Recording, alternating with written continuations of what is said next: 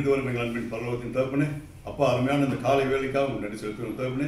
இந்த ஆறாவது வேலையிலே தகப்பனே உங்களை நோக்கி கூப்பிடும்படியாகவும் உங்கள் சத்திய வசனங்களை கேட்கும்படியாகவும் எங்கள் ஒவ்வொருவருக்கும் அந்த வாய்ப்புக்காக நன்றி செலுத்துகிறோம் தகப்பனே.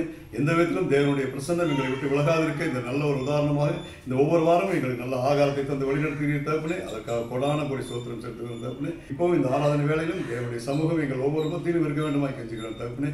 கேட்கின்ற வசனங்களை நாங்கள் உண்மையாக உள்வாங்கிக் கொண்டு ஏற்ற பிள்ளைகளாக வாழ எங்கள் ஒவ்வொருவரையும் வழிநடத்தும் தகப்பனே. ஆரம்பம் முதல் முடிவு பரியந்தம் தெய்வீக பிரசன்னம் எங்கள் ஒவ்வொருவரையும் வழிநடத்த வேண்டுமாய் எங்கள் அன்பின் ரட்சகர் ராஜாவாக இருக்கிற இயேசு கிறிஸ்துவின் வழியாக இந்த தாழ்மையான விண்ணப்பங்களை ஏறெடுக்கிறோம் நல்ல தகப்பனே. ஆமென். இந்த நாளுக்குரிய பரலோக மன்னாவை நம்முடைய அன்பு சகோதரர் அவர்கள் வாசிக்க கேட்போம். நாளுக்குரிய பரலோக மன்னா நாள் ஜூலை 5ஆம் தேதி. ஆதார வசனம் 2 கொரிந்தியர் 10ஆம் அதிகாரம் 4 மற்றும் 5 வசனங்கள். எங்களுடைய போராயுதங்கள் மாம்சத்துக்கு எதுவாய் இராமல் அரண்களை நிர்மூலமாக்குவதற்கும் தேவனுடைய பலமாயிருக்கிறது.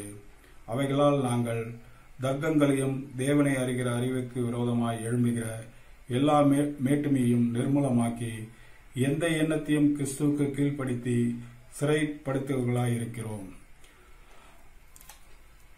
விளக்கம்: நாம் தேவனிடம் அங்கீகாரம் பெறுவதற்கு முதலாவதாக அவருடைய வார்த்தைக்கு கீழ்ப்படிவது, அவரிடம் அன்பு கூறுவது, விசுவாசம் வைப்பதாகும். இதற்கு அடுத்து அவர் நம்மிடம் எதிர்பார்ப்பது சகோதரிடமும் உள்ளான அன்பு கூர்ந்து எந்த நேரத்திலும் உதவி செய்து பாடு அனுபவித்து கூடுமானால் தங்கள் ஜீவனையே கொடுத்து அவர் வழிகளில் நடக்க ஒப்புக் கொடுத்துவதாகும்.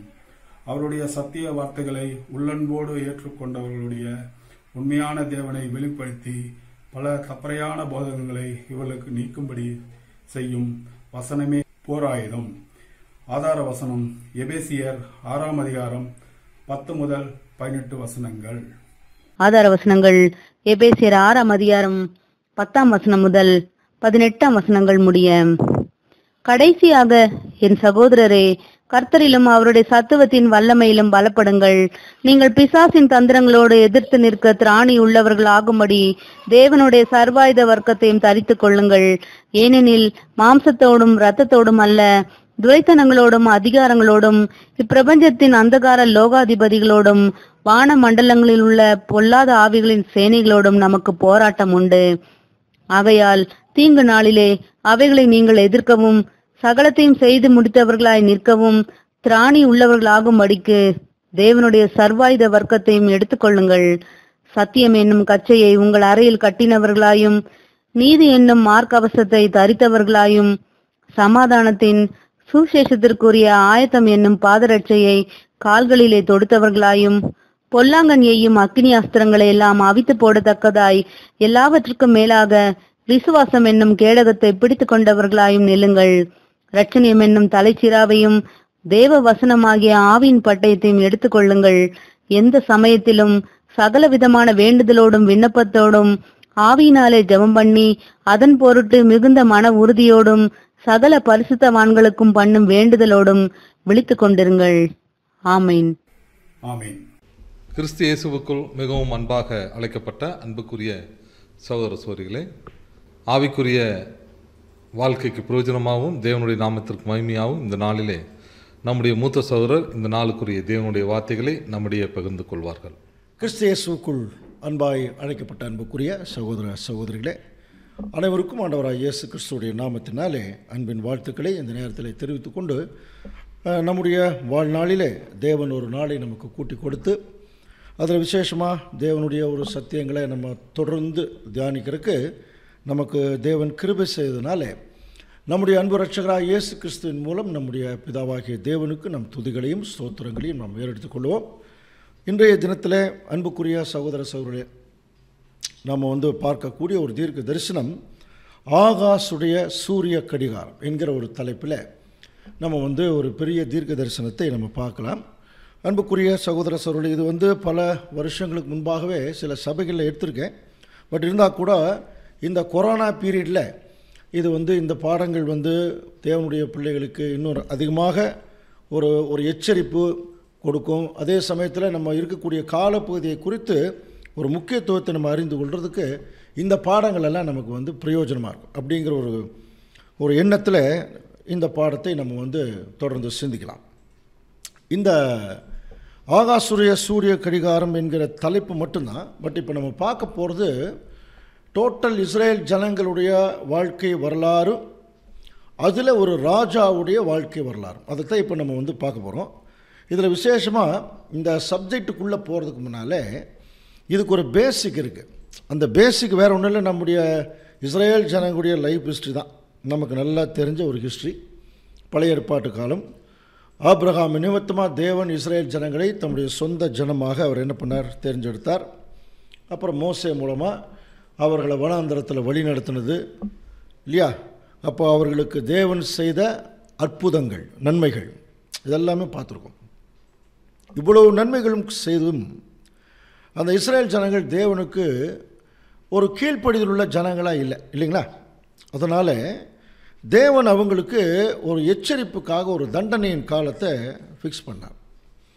ஸோ அதை குறித்து நம்ம இஸ்ரேல் த டபுள் அப்படிங்கிற ஒரு சப்ஜெக்டில் கூட படிச்சிருக்கோம். பட் இருந்தால் கூட இப்போ கொஞ்சம் ஞாபகப்படுத்தலாம். எரேமியா 16ஆம் அதிகாரம் 18ஆம் வசனத்தில் அவர் சொல்கிறார் பாருங்கள், முதலாவது நான் அவருடைய அக்கிரமத்திற்கும் அவருடைய பாவத்திற்கும் இரட்டிப்பாய் நீதியை சரி கட்டுவேன் அப்படின்னு ஒரு வார்த்தை இருக்குது. அவங்க செய்த அக்கிரமத்திற்கும் பாவத்திற்கும் இரட்டிப்பாய் நீதியை சரி கட்டுவேன். ஸோ இதைத்தான் கவனிச்சு பார்த்தீங்கன்னா இது வந்து இஸ்ரேலுடைய இரட்டிப்பு அப்படின்னு ஒரு சப்ஜெக்டே இருக்குது, இஸ்ரேல் த டபுள் அப்படின்னு சொல்லி. அப்போது இது எப்படி எல்லாம் புரிஞ்சிக்கக்கூடிய ஒரு சூழ்நிலையாக இருந்ததுன்னா, இரட்டிப்பாய்னா அவங்க செய்த அக்கிரமத்துக்கு நான் ரெட்ட மடங்காக அவங்களுக்கு நான் வந்து ஒரு சரி கட்டுவேன்னா தண்டனை கொடுப்பேன் அப்படிங்கிற அர்த்தமா என்று சொல்லி நம்ம கவனிக்கும்போது, முதல்ல அவர்கள் அப்படின்னு சொல்கிறார் இல்லையா, அந்த அவர்கள் யார் என்று சொல்லி பார்க்கும்போது யாக்கோபு அவருடைய வம்சம் இஸ்ரேல் ஜனங்கள் அவங்களத்தான் சொல்லும்போது, முதலாவது அவருடைய அக்கிரமத்திற்கும் அவருடைய பாவத்திற்கும் இரட்டிப்பாய் நான் சரி கட்டுவேன். அந்த இரட்டிப்புங்கிற வார்த்தையினுடைய எபிரேய பதம் என்னன்னு சொல்லி பார்த்தீங்கன்னா, அதாவது மிஷ்னே அப்படின்னு சொல்லுவாங்க. மிஷ்னேனாலே ஈக்குவல் கரஸ்பாண்டிங் போர்ஷன் அப்படின்னு அர்த்தம். அதாவது எப்படி புரிஞ்சுக்கலாம், இஸ்ரேல் ஜனங்கள் ஒரு 50 வருஷங்கள் பாவம் செஞ்சாங்கன்னு வச்சுங்க. இப்போ தேவன் என்ன சொல்கிறார், உங்கள் அக்கிரமத்திற்கு நான் இரட்டிப்பாய் நீதியை சரி கட்டுவேன்னா ரெட்ட மடங்கா 100 வருஷம் அந்த அர்த்தம் அல்ல, ஈக்குவலான வருஷங்கள்னு அர்த்தம். அப்போ 50 வருஷங்கள் அவங்க பாவம் செஞ்சாங்கன்னா அதுக்கு ஈக்குவலாக 50 வருஷம் அவங்களுக்கு ஒரு தண்டனை. நல்லா புரிஞ்சுக்கலாம். ஸோ அதைத்தான் அங்கே சொல்கிறார். அப்படின்னா இஸ்ரேல் ஜனங்கள் வந்து எப்போ பாவம் செஞ்சாங்க, எப்போ அக்கிரமம் செஞ்சாங்க அப்படின்னு சொல்லும்போது, இதை நம்ம வந்து கொஞ்சம் கூர்ந்து தீர்க்க தரிசனத்தை கவனிக்கும்போது, யாக்கோபுடைய மரணத்தில் பாருங்கள். ஆக்சுவலாக யாக்கோபு வந்து இருக்கிற வரைக்கும் அவர் வந்து இஸ்ரேல் ஜனங்கள் அவங்களுடைய பிள்ளைகளாக இருந்தாங்க. என்னைக்கு யாக்கோபு மரணமானாரோ அப்போவே அவங்க தேவனுடைய கட்டுப்பாட்டுக்குள்ளே வர்றாங்க. ஏன்னா அவர்கள் அனாதைகள் அல்ல, தேவனுடைய பிள்ளைகள். யாக்கோபின் நிமித்தம், ஆபிரகாமின் நிமித்தம், ஈசாக்கு நிமித்தம் படிக்கிறோம் இல்லையா. அப்போது யாக்கோபுடைய மரணத்தில் இருந்து தேவன் அவங்கள கேர் எடுத்தார். அதிலிருந்து அவர்களுக்கு தேவையான எல்லா வசதிகளையும் அவர் செய்கிறாரு. அவங்களுடைய நலனுக்காக அவர்கள் அநேகம் ரிஸ்கெல்லாம் தேவன் எடுக்கிறார், தீர்க்கதரிசிகள் மூலமாக, முற்பிதாக்கள் மூலமாக. ஸோ எது வரைக்கும் அப்படின்னு பார்த்தீங்கன்னா, ஆண்டவர் இயேசு கிறிஸ்துடைய மரணம் வரைக்கும் நல்லா புரிஞ்சுக்கலாம். அப்போது யாக்கோபுடைய மரணத்திலிருந்து கடைசியாக கோழி தன் குஞ்சுகளை கூட்டி சேர்த்து கொள்ளும் வண்ணமாக ஆண்டவர் தன்னை ஒரு கோழியாக இந்த இஸ்ரேல் ஜனங்களே ஒரு கோழி குஞ்சுகளாக அவர் பேசுகிறார். ஸோ அவ்வளோ கேர் எடுத்தாராம். அவ்வளவு தூரம் வந்து அவங்களுக்கு தேவன் நன்மை செஞ்சுட்டே தான் வந்தார். இது வந்து நம்ம தீர்க்க தரிசனத்தில் பார்த்தீங்கன்னா 1845 வருஷங்கள் அவங்க வந்து தேவனிடத்தில் நன்மையை அனுபவிச்சாங்க. இன்னும் சொல்ல போனால் யாக்கோபுடைய மரணத்திலிருந்து இயேசு கிறிஸ்துடைய மரணம் வரைக்கும். ஸோ அதுக்கப்புறம் கோழி செத்து போச்சு. இப்போ குஞ்சுகளெல்லாம் அனாதை ஆயிடுச்சு. இப்போ அவங்களுக்கு தண்டனையின் காலம் என்னைக்கு ஆண்டவர் இயேசு கிறிஸ்து மரணமானாரோ அன்னிலிருந்து எத்தனை வருஷங்கள் அவங்க தேவனுக்கு வந்து தேவன் அவங்களுக்கு நன்மை செஞ்சார் என்று சொல்லி பார்க்கும்போது, யாக்கோபுடைய மரணத்திலிருந்து ஆண்டவர் இயேசு கிறிஸ்துடைய மரணம் வரைக்கும் 1845 வருஷங்கள். இத்தனை வருஷங்களும் தேவன் அவங்களுக்கு நன்மை தான் செஞ்சார். நல்லா புரிஞ்சுக்கலாம். அப்போ எத்தனை வருஷங்கள் தேவன் அவர்களுக்கு நன்மை செஞ்சாரோ அத்தனை வருஷங்களும் அவங்க கீழ்ப்படியல. ஸோ அதே 1845 வருஷங்கள் அவங்க கீழ்ப்படியாமையே போயிட்டாங்க. இப்போ தேவனுடைய அந்த ஒரு நியாய தீர்ப்பு என்ன கவனிச்சு பார்த்தீங்கன்னா, அதே 1845 வருஷங்கள் அவங்களுக்கு தண்டனையின் காலம் ஸ்டார்ட் ஆகுது. இதை தான் நான் உங்கள் அக்கிரமத்துக்கும் பாவத்துக்கும் இரட்டிப்பாய் நீதியை சரி கட்டுவேன். அப்போ அந்த தண்டனை எங்கிருந்து ஸ்டார்ட் ஆகுது? கோழி செத்து போச்சு இல்லையா, கோழி தன் குஞ்சுகளைன்னு சொன்ன மாதிரி இப்போ கோழி ஆண்டவர் இயேசு கிறிஸ்து அவருடைய மரணம், அதுக்கப்புறம் பார்த்தீங்கன்னா அந்த குஞ்சுகளெல்லாம் அனாதையாயிடுச்சு. அதிலிருந்து அதே 1845 வருஷங்கள் தேவன் அவங்களுக்கு ஒரு தண்டனையின் காலம் ஃபிக்ஸ் பண்ணார். அந்த 1845 வருஷம் எங்கே ஆரம்பிக்குது? இயேசு கிறிஸ்துடைய மரணம். கிபி 33லேருந்து 1845 வருஷங்களை நீங்கள் கூட்டினீங்கன்னா 1878 வருஷம் வரும். இது நம்ம ஏற்கனவே இஸ்ரேல் தீர்க்க தரிசனங்கள் எல்லாத்துலேயுமே நம்ம பார்த்துட்டோம். அப்போ 1878 என்ன நடந்தது நமக்கு நல்லா தெரியும். இஸ்ரேல் ஜனங்கள் தங்களுடைய சொந்த நாட்டுக்கு போகிறதுக்குரிய வழிவகை செய்யப்பட்டது. த மைக்ரேஷன் ஆஃப் இஸ்ரேல் அப்படின்னு சொல்லுவாங்க. அப்போது இஸ்ரேல் ஜனங்கள் அதான் நம்ம ஏற்கனவே பிரிட்டிஷ்னுடைய காரியங்கள் எல்லாம் படிச்சிருக்கிறோம். பெர்லின் காங்கிரஸ் ஆஃப் நேஷன்ஸ் ஒரு மகாநாடு கூட்டி 1878 இஸ்ரேல் ஜனங்கள் தங்களுடைய சொந்த நாட்டுக்கு போகலாம் என்று சொல்லி ஒரு அமெண்ட்மெண்ட் பாஸ் பண்ணாங்க. அதிலிருந்து இஸ்ரேல் ஜனங்கள் தங்கள் சொந்த நாட்டுக்கு போக ஆரம்பித்தாங்க. இது ஒரு வகையான ஒரு காலக்கணக்கு, ரைட். இதற்கு பிறகு இன்னொரு காலக்கணக்கையும் தேவன் அந்த இஸ்ரேல் ஜனங்களுக்கு சொல்கிறார். அது எங்கே இருக்குன்னு சொல்லி கவனிக்கும் போது லேவியராகமம் 26ஆம் அதிகாரம் 18ஆம் வசனம் வாசிக்கலாம். இவ்விதமாய் நான் உங்களுக்கு செய்தும் இன்னும் நீங்கள் எனக்கு செவி கொடாதிருந்தால் உங்கள் பாவங்களின் நிமித்தம் பின்னும் ஏளத்தனையாக உங்களை தண்டித்து உங்கள் பாவங்களின் நிமித்தம் நான் ஏளத்தனையாக உங்களை தண்டிப்பேன் அப்படின்னு சொல்கிறார். ஸோ அந்த ஏளத்தனையாகங்கிறதுக்கு இங்கிலீஷில் 7 times இருக்கும். இந்த டைம்ஸுங்கிற வார்த்தையினுடைய ஒரிஜினல் பதம் குரோனோஸ். குரோனோஸுங்கிற வார்த்தையிலிருந்து வந்தது தான் குரோனாலஜி. கவனிங்க, குரோனாலஜி. இதைத்தான் நம்ம நாளாகமம்னு சொல்கிறோம். இதை நமக்கு கிரானிக்கல்ஸ் அப்படின்னு சொல்லுவாங்க. ஸோ இந்த குரோனோஸ் அப்படிங்கிறதுனுடைய அர்த்தம் என்னென்னா 1 yearன்னு அர்த்தம்.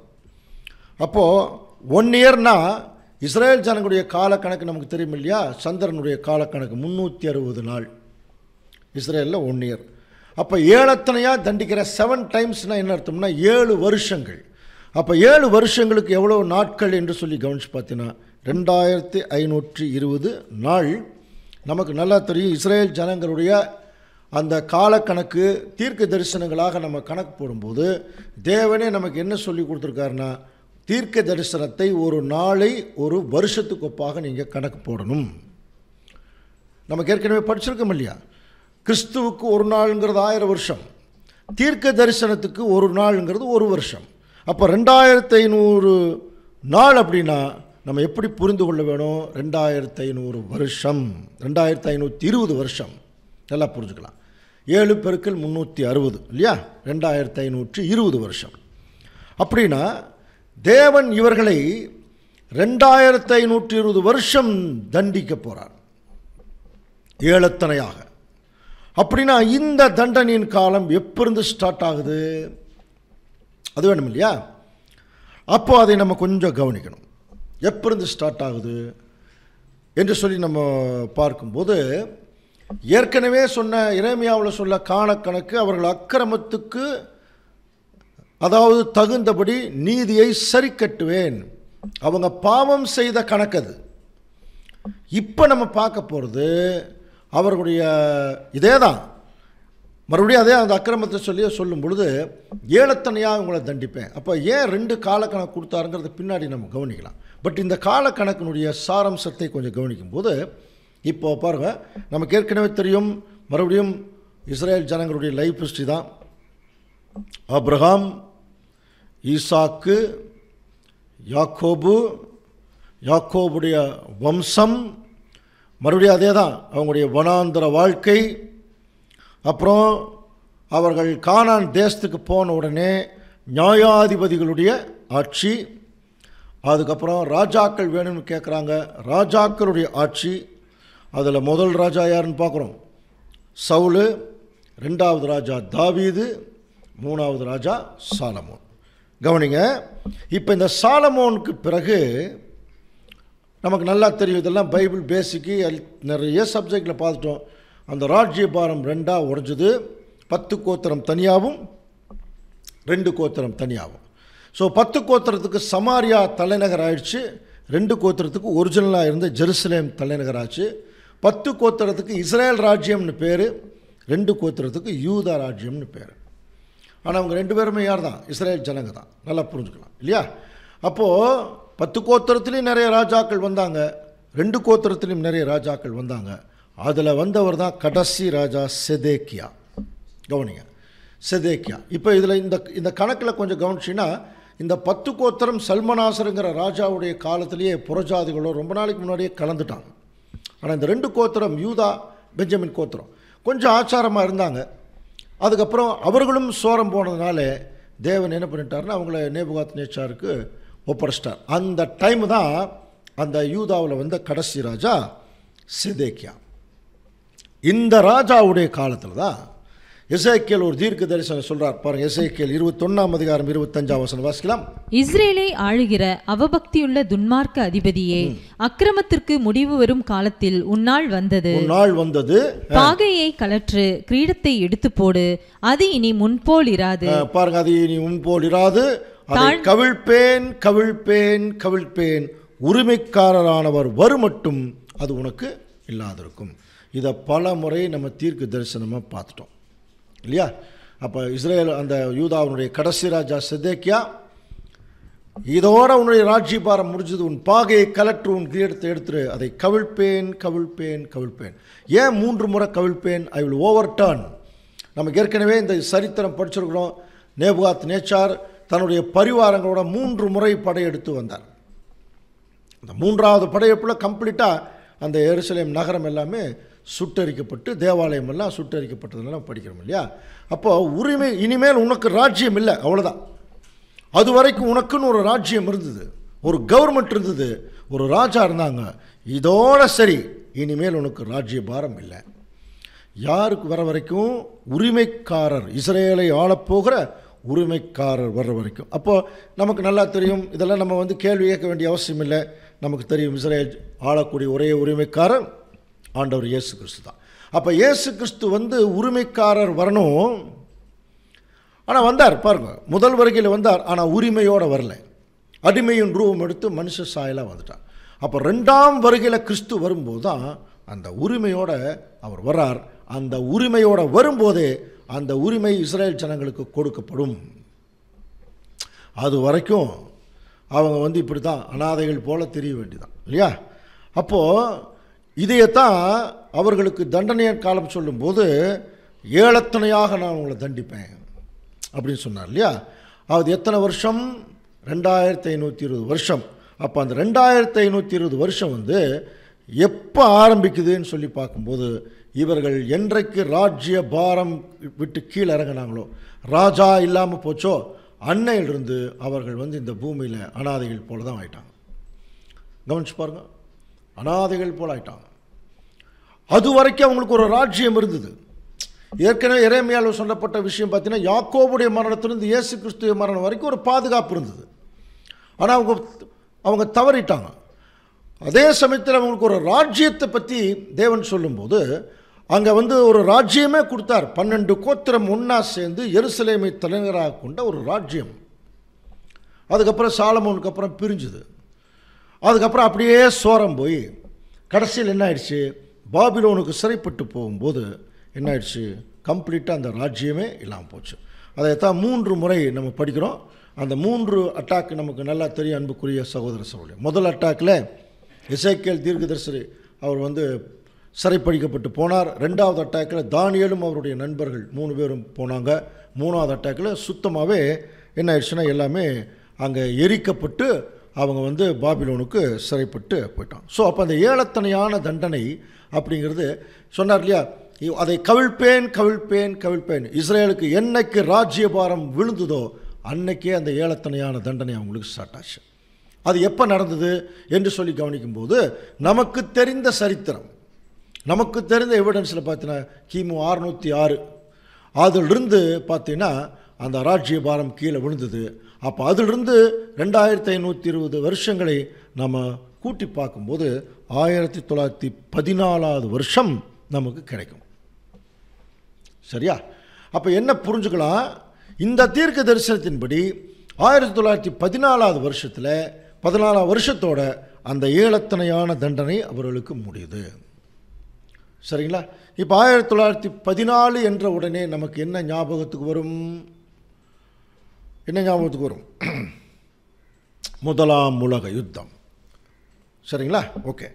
அப்போது முதலாம் உலக யுத்தத்துக்கும் இந்த தீர்க்க தரிசனத்துக்கும் ஏதோ சம்பந்தம் இல்லாமல் தேவன் இந்த தீர்க்க தரிசனத்தை சொல்லியிருக்கிறதுக்கு வாய்ப்பில்லை. நல்லா புரிஞ்சுக்கலாம். ஏற்கனவே நம்ம என்ன படித்தோம்? இரட்டத்தனை அதை படிக்கும்போது 1878 வருஷத்தோட அந்த டபுள் தீர்க்க தரிசனம் நிறைவேறுது. அப்படி நிறைவேறும்போது இஸ்ரேல் ஜனங்கள் தங்களுடைய சொந்த நாட்டுக்கு போகக்கூடிய ஒரு உரிமை அவர்களுக்கு பிரிட்டிஷ் மூலமாக கொடுக்கப்பட்டு கொஞ்சம் கொஞ்சமாக போக ஆரம்பித்தாங்க. இதே பிரிட்டிஷ் அவங்களுடைய நோக்கம் என்னென்னா, இஸ்ரேல் நாடு அந்த டைமில் துருக்கிய முஸ்லீம்கள் கையில் இருந்தது, டோமான்ஸ்ன்னு சொல்லுவாங்க. அவங்க கிட்டேருந்து கேப்சர் பண்ணி தங்களுடைய கட்டுப்பாட்டுக்குள்ளே கொண்டு வந்து அதுக்கப்புறம் அது இஸ்ரேல் ஜனங்களிடத்தில் கொடுக்கப்பட வேணும். இதுதான் தேவனுடைய திட்டம். அப்போ அந்த திட்டம் நிறைவேறணும்னா இங்கே ஒரு மிகப்பெரிய கலகம் உருவாகி அதை பயன்படுத்தி அந்த இஸ்ரேல் நாடை கேப்சர் பண்ணணும் பிரிட்டிஷு. அந்த கலகத்துக்கு பேர் தாங்க முதல் உலக யுத்தம். புரியுதுங்களா? ஸோ 1914 வருஷத்தில் என்ன நடந்ததுன்னா, இஸ்ரேல் ஜனங்கள் தங்களுக்கென்று ஒரு ராஜ்யம் ஏற்படுத்தப்பட்ட ஒரு ஆயத்தம் பண்ணின ஒரு வருஷம். அங்கிருந்து அவங்களுடைய எல்லா பிளானும் ஸ்டார்ட் ஆச்சு. அதுக்கப்புறம் 1917 பால்ஃபோர் டிக்ளரேஷன் எல்லாம் படிக்கிறோம். ஒரு கவர்னர் ஜெனரல் ஒரு டிக்ளரேஷன் கொடுக்குறார், 30 வருஷம் நம்ம கண்ட்ரோல் இருக்கும், அதுக்கப்புறம் இஸ்ரேலுக்கு அந்த நாட்டை கொடுத்துடலாம். ஆனால் அது வரைக்கும் நீங்கள் என்ன பண்ணலாம், நீங்கள் சொந்த நாட்டுக்கு போய் உங்களுடைய உரிமைக்காக நீங்கள் என்ன வேணாலும் செய்யலான்னு சொல்லி 1914 வருஷத்துலேயே இந்த ப்ராசஸ் ஸ்டார்ட் ஆயிடுச்சு. ஸோ இது கொஞ்சம் கூர்ந்து கவனிச்சா தான் தெரியும் அன்புக்குரிய சகோதர சகோதரி. ஓகே.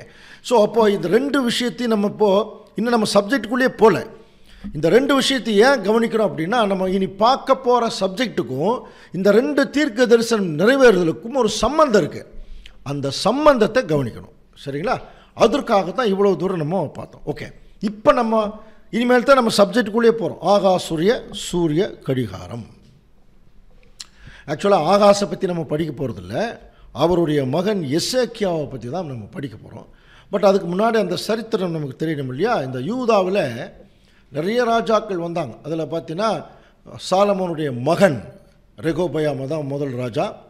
அப்புறம் அபியா, ஆசாப்பு, யோசபாத்து, அப்புறம் யோராம், அகஸ்யா, அத்தாலியாள், யோவாஸ், அமத்சியா, உசியா, யோதாம். அதுக்கப்புறம் பார்த்தீங்கன்னா ஆகாஸ். இந்த ஆகாஸுடைய மகன் தான் எசேக்கியா. இப்போ யூதாவில் இந்த ஆகாஸ் 15வது ராஜா. இப்போ நம்ம சப்ஜெக்டினுடைய தலைப்பு என்ன? ஆகாசுடைய சூரிய கடிகாரம். இது தனியாக ஒரு கடிகாரமெல்லாம் ஒன்றும் இல்லை. இப்போ நம்ம அதை குறித்து ஒரு விளக்கம் தான் இப்போ நம்ம பார்க்க போகிறோம். இப்போ நம்ம ஆகாஸை பற்றி படிக்க போகிறதில்ல, ஆகாசுடைய மகன் யூதாவினுடைய 16வது ராஜா எசேக்கியா ராஜா, அவரை பற்றி தான் படிக்க போகிறோம். ஸோ இவர் தன் ராஜ்யபாரம் எடுத்தோடனே தன்னுடைய தகப்பனுடைய வழியில் அவர் நடக்கிறார். வாசிக்கலாம் பாருங்கள். 2 ராஜாக்கள் 18ஆம் அதிகாரம் 1ஆம் வசனம். இஸ்ரேலின் ராஜாவாகிய ஏழாவின் குமாரன் ஒசியாவின் 3ஆம் வருஷத்திலே ஆகாஸ் என்னும் யூதாவுடைய ராஜாவின் குமாரனாகிய எசேக்கியா ராஜாவாகிறார். அவர் 25 வயசு, எருசலேமில் 29 வருஷம் அரசாள்றார். அவர் தன்னுடைய தகப்பன் செய்தபடியெல்லாம் கர்த்தருக்கு என்ன செய்கிறாராம்? செம்மையானது செஞ்சார். இவர் செய்த முக்கியமான ஒரு விஷயம் என்னென்னா, இஸ்ரேல் ஜனங்கள் அங்கே எகிப்திலிருந்து வரும்போது அந்த ஒரு வெண்கல சர்ப்பம் ஒன்று எடுத்து வைக்க சொன்னார் இல்லையா? கொள்ளிவாய் சர்ப்பம் விட்டு அவர்கள் சாகும்போது இவர்கள் போய் மோசைகிட்ட முறையிடுறாங்க. அப்போ மோசைகிட்ட தேவன் சொல்கிறார், ஒரு வெண்கலத்தில் ஒரு சர்ப்பம் மாதிரி ஒரு சிலை செஞ்சு அங்கே உத்தரத்தில் மாட்டு, அதை பார்த்தவங்களெல்லாம் பொழைச்சிக்கிட்டாங்கன்னார். ஸோ அதை செஞ்சாங்க, பொழைச்சிக்கிட்டாங்க. இவங்க என்ன பண்ணியிருக்காங்க பாருங்கள், அதை பத்திரமாக வச்சுருந்துருக்காங்க பாருங்கள். அதை ஒரு விக்கிரகமாக வச்சு அதை ரொம்ப பாதுகாத்து வச்சுருந்துருக்காங்க. இப்போ அவர் ராஜ்யபாரம் எடுத்தோடனே என்ன செய்யறார் பாருங்க. 2 ராஜாக்கள் 18:4 வாசிக்கலாம். அவன் மேடைகளை அகற்றி சிலைகளை தகர்த்து விக்கிர தோப்புகளை வெட்டி மோசே பண்ணியிருந்த வெண்கல சர்பத்தை உடைத்து போட்டான். அந்நாள் மட்டும் இஸ்ரேல் புத்திரர் அதற்கு தூபம் காட்டி வந்தார்கள். பார்த்தீங்களா, இவங்க என்ன பண்ணியிருக்காங்க, அதுக்கு தூபமெல்லாம் காட்டிட்டு வந்திருக்காங்க. அதனால் அதை உடைச்சு நொறுக்கிட்டாங்க. அதுக்கு பிறகு தன்னுடைய ராஜ்ய பாரத்துடைய எல்லைகளை பெருக ஆரம்பிக்கும் போது பாருங்க, அவன் பெலிஸ்தேரை காசா மட்டும் அதன் எல்லைகள் பரியந்தம் காவலாளர் காக்கிற கோபுரங்கள் தொடங்கி அரணான நகரங்கள் பரியந்தம் முறியடித்தார். இந்த காசா அப்படிங்கிற பகுதி இன்னைக்கும் இஸ்ரேல் இருக்கு. இன்னைக்கு காசாவில் ஒரு பெரிய பிரச்சனை ஓடிட்டு இருக்கு. இந்த ஹமாஸ் தீவிரவாதிகள் சமீபத்தில் அங்கே தான் பெரிய ஒரு அட்டாக் பண்ணாங்க. இந்த காசா பகுதி எங்களுக்கு வேணும் அப்படின்னு சொல்லி. இன்னைக்கும் பாருங்க, அன்னைக்கு இருந்த காசா இன்னைக்கு அதே பேரில் இருக்கு. அதான் தேவனுடைய திட்டம்லாம் ஒரிஜினலானது அப்படிங்கிறதுக்கு இவைகள் எல்லாமே அடையாளம். ஸோ இப்படியாக இவர் ராஜ்யபாரம் பண்ணி ஓரளவுக்கு தன்னுடைய படைகள் தன்னுடைய காரியங்கள் எல்லாம் ஒழுங்குபடுத்தும் போது இப்போ அவருக்கு ஒரு மிகப்பெரிய ஒரு சோதனை. அந்த சோதனை என்னன்னு பார்க்கலாம். 2 ராஜாக்கள் 18:13 யூதாவின் ராஜாவாகிய எசேக்கியாவின் 14ஆம் வருஷத்திலே அசிரிய ராஜாவாகி சனகரிப் யூதாவில் இருக்கிற அரணான சகல பட்டணங்களுக்கும் விரோதமாய் வந்து அவைகளை பிடித்தான். இப்போ பாருங்க, அவன் யூதா மேலே படை எடுத்து வந்துட்டார். ஒரு பெரிய முற்றுகை அங்கே நடக்குது. நமக்கு நல்லா தெரியும், அசீரியார்கள் எல்லாம் ஏற்கனவே சில சப்ஜெக்டில் படிச்சிருக்கோம். பெரிய ராஜ்யம் அசீரியா கிங்டம்னு சொல்லுவாங்க. ஸோ இவர்கள் இவங்களுடைய முக்கியமான வேலையே தொடர்ந்து போர் செய்துட்டே எல்லா ராஜ்யங்களையும் பிடிக்கிறது தான். எல்லாருடைய அந்த ஒரு பரிவாரம், அவங்களுடைய சொத்து அத்தனையும் கொள்ளையடிச்சிட்டு அடுத்த நாட்டுக்கு போய் அப்படியே கொள்ளையடிச்சிட்டு போயிடுவாங்க. அந்த மாதிரி ஒரு ராஜ்யம் அசீரியர்கள். தெய்வதாட்சியனே பார்க்க மாட்டான். அப்படிப்பட்ட ஒரு பெரிய ஒரு ராஜ்யம். அந்த சனகரிப் இஸ்ரேலுக்கு அந்த யூதாவுக்கு விரோதமாக முற்றுகை போடுறான். அப்போது எசேக்கியா ராஜா என்ன பண்ணுறார் பாருங்கள். அவர் கொஞ்சம் பக்திமான். அதனால் அவர் என்ன பண்ணுறார், அவர் இதை கேட்டபோது அந்த வஸ்திரங்களெல்லாம் கிழிச்சிட்டு தேவாலயத்தில் பிரவேசித்து தேவனை நோக்கி அவர் மன்றாடார். இப்பொழுதும் தேவனாகி கர்த்தாவே, நீர் ஒருவரே தேவனாய் கர்த்தர் என்று பூமியின் ராஜ்யங்கள் எல்லாம் அறியும்படி. பாருங்கள், அந்த வார்த்தைகள் எல்லாம் கொஞ்சம் கவனிக்கலாம். நீங்கள் ஒருத்தர் தான் எல்லாத்துக்கும் மேலே தேவன்னு இந்த பூமியின் ராஜ்யங்கள் எல்லாம் அறியும்படி எங்களை அவன் கைக்கு நீங்களாக்கி ரட்சியும் என்று விண்ணப்பம் பண்ணினான். இது சாதாரண ராஜாக்கள் இப்படி பண்ணுறதுக்கு வாய்ப்பு இல்லை. என்ன பண்ணுவாங்க, சண்டைக்கு போகலாமா இல்லை சரண்டர் ஆகலாமா, அந்த 2 ஆப்ஷன் தான். ஆனால் இவர் என்ன செய்கிறார்னா, 2ஐயும் விடுத்து தேவனிடத்தில் போய் என்ன செய்கிறார், மன்றாடுறார். அப்போது தேவன் பாருங்க, ஆகையால் கர்த்தர் அசீரிய ராஜாவை குறித்து சொல்றார், அவன் இந்த நகரத்திற்குள் பிரவேசிப்பதில்லை, இதன் மேல் அன்பு எய்வதும் இல்லை, இதற்கு முன் கேடகத்தோட வருவதும் இல்லை, கொத்தளம் போடுவதும் இல்லை அப்படின்னு சொல்லி அவன் இந்த நகரத்துக்குள் பிரவேசியாமல் தான் வந்த வழியே திரும்பி போயிடுவான். அடுத்த வசனம் வாசிக்கலாம் பாருங்க. 2 ராஜாக்கள் 19:34. என் நிமித்தமும் என் தாசனாகிய தாவீதின் நிமித்தமும் நான் இந்த நகரத்தை ரட்சிக்கும்படிக்கு இதற்கு ஆதரவாய் இருப்பேன் என்பதை கர்த்தர் உரைக்கிறார் என்று சொல்லி அனுப்பினார். பாருங்க, இது தேவன் என் நிமித்தம் நான் பாருங்க, என் தாசனாகிய தாவீதின் நிமித்தம் இந்த நகரத்தை ரட்சிக்கும்படிக்கு நான் என்ன செய்வேன், நான் கர்த்தருக்குரிய ஆதரவாக இருப்பேன். இப்போ இந்த வசனமே இல்லாமல் நீங்கள் சொல்லுங்க பார்க்கலாம், என்ன நடந்தது? அவ்வளோ பெரிய ராஜா முற்றுகை போடுறான். இப்போ எசேக்கியா ராஜா போய் தேவனிடத்தில் ஜெபம் பண்ணுறார். ஜெபம் பண்ணின உடனே அன்னைக்கு நைட்டு நம்ம படிக்கிறோம் இல்லையா, ஒரு நைட்டில், ஒரு சிங்கிள் நைட்டில் ஒரே ஒரு தேவதூதன் என்ன பண்ணாராம், புறப்பட்டு 1,85,000 பேர்த்த என்ன பண்ணிட்டார்னா வதம் பண்ணார். அப்படின்னா புரிஞ்சுக்கலாமா, ஒரு தூதனுடைய கெப்பாசிட்டி, மினிமம் கெப்பாசிட்டி 1,85,000 பேர். அப்படின்னா யோசனை பண்ணி பாருங்கள். இதை நம்ம புரிஞ்சுக்கிறதுக்காக சொல்லும்போது, ஆண்டவர் இயேசு கிறிஸ்து கூட இந்த பூமியில் வந்தபோது அவர் கடைசியாக கஷ்டப்படும் போது, நான் என் பிதாவினிடத்தில் வேண்டிக் கொண்டா 12 லேகியோன்களுக்கு மேலே எனக்கு தேவன் கொடுப்பார்னு ஒரு வசனம் படிச்சிருக்கோம் இல்லையா? இந்த லேகியோன் அப்படின்னா என்ன அர்த்தம் தெரியுங்களா? லேகியோன் அப்படின்னா ரோமன் கவர்மெண்ட்டில் ஒரு பெட்டாலியன் அப்படின்னு அர்த்தம், ஒரு படைப்பிரிவு. அதில் எத்தனை பேர் இருப்பாங்க அப்படின்னா 6000 பேர் இருப்பாங்க. ஒரு படைப்பிரிவில் 6000 பேர், அதுக்கு தான் லேகியோன் அப்படின்னு பேர். அப்போ 12 லேகியோன்களுக்கு மேலே எனக்கு கொடுப்பார் அப்படின்னா எத்தனை பேர்னு புரிஞ்சுக்கலாம்? 12 பெருக்கள் 6000 72,000 பேர். ஸோ ஒரு சப்ஜெக்டில் நம்முடைய ஒரு மூத்த சகோதரர்களெல்லாம் சப்ஜெக்ட் எழுதும்போது 12 லேகியோன்களுக்கு மேலே தேவன் கொடுப்பார் அப்படிங்கிறத அது வந்து ஒரு சில டிரான்ஸ்லேஷனில் அதுக்கு டபுள் மடங்காக தேவன் கொடுக்குறக்கு எனக்கு வச்சுருக்கார், எனக்கு பணிவிடை செய்யறதுக்கு வச்சுருக்காருன்னு தேவன் அங்கே இயேசு கிறிஸ்து சொன்னதை ஒரு நினைவு கூறுறாங்க. ஸோ அதை வச்சு ஒரு கால்குலேட் பண்ணி பார்த்தீங்கன்னா அந்த 72,000 பெருக்கள் 2 மடங்குனாலே 72,000 இல்லையா? கணக்கு போட்டிங்கன்னா எவ்வளோ வருது? 1,44,000 பேர் வரும்.